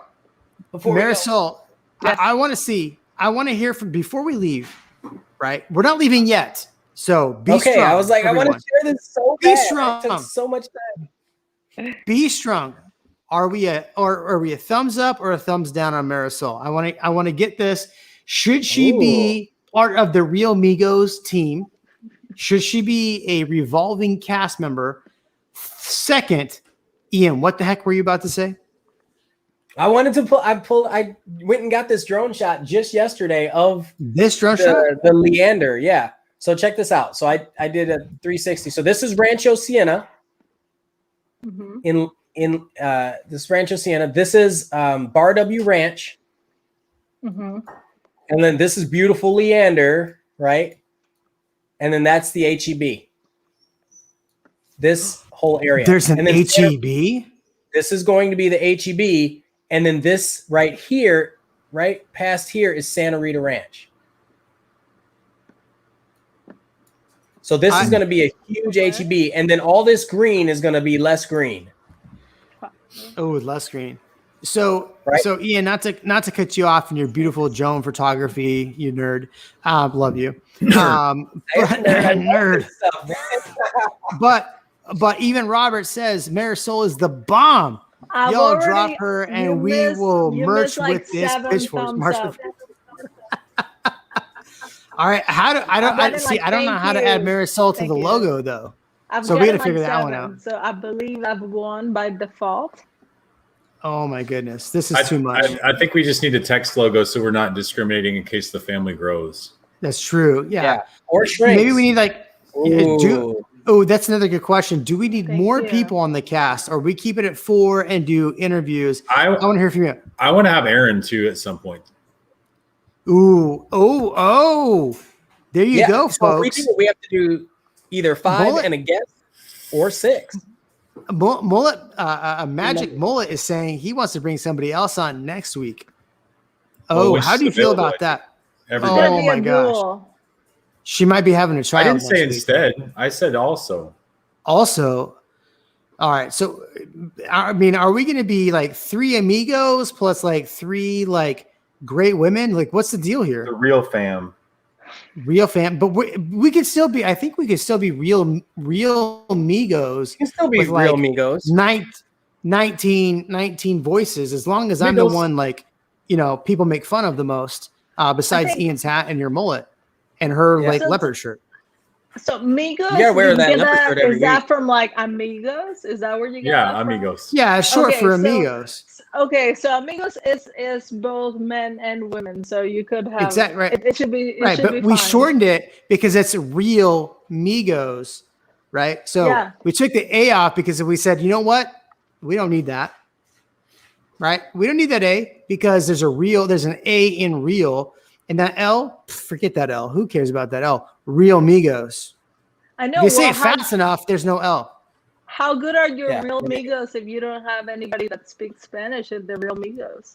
Oh, right. Oh, That's why you're here right now. We just got called. We just got Dang. called out by Marisol. Oh my Listen. gosh. Hablo español. Marisol is really trying Yeah, hard habla to become español. president. Just saying. I can speak Spanish. Jeremy, do you remember that you and I and Marisol are all at KW at the same time? You Yeah, remember? I All at told the same time. Jeremy. I'm like, I remember Kevin, you and I did time at KW. Yeah, I Did didn't we do. time. You Good act like time. we were all in prison together. It was like being in Kinda felt like being it. in Yeah. jail at KW for You sure. gotta do No. your time somewhere, you know? Don't what, Kevin? No, I'm not going to talk bad about KW. No, that's a good. It was a great place to start the business. I thought it was a great place to start. It's a great I actually place. I met some very lasting relationships at those days at KW. People I Yeah, still for interact sure. with very regularly. Class of whatever that was. I don't even remember. It was like class of like 2016, I think. All right, there we go. That's it. We are at 3 hours. We're done. Marisol, thumbs up, thumbs down. Is she in or not? I saw a ton of thumbs down behind the scenes. You're But it was- lying. I just, No, it was- there was seven thumbs up, and I counted. There were 7 thumbs up, but there was 2 thumbs down in the private chats. No, there One was from not. Kevin, one was from Ian. It was this craziness. Kevin, Somebody's now asking about Headwaters. We're gonna have to push that to the next show. We are Yeah. done. Talk about it, though. Y'all have an awesome day.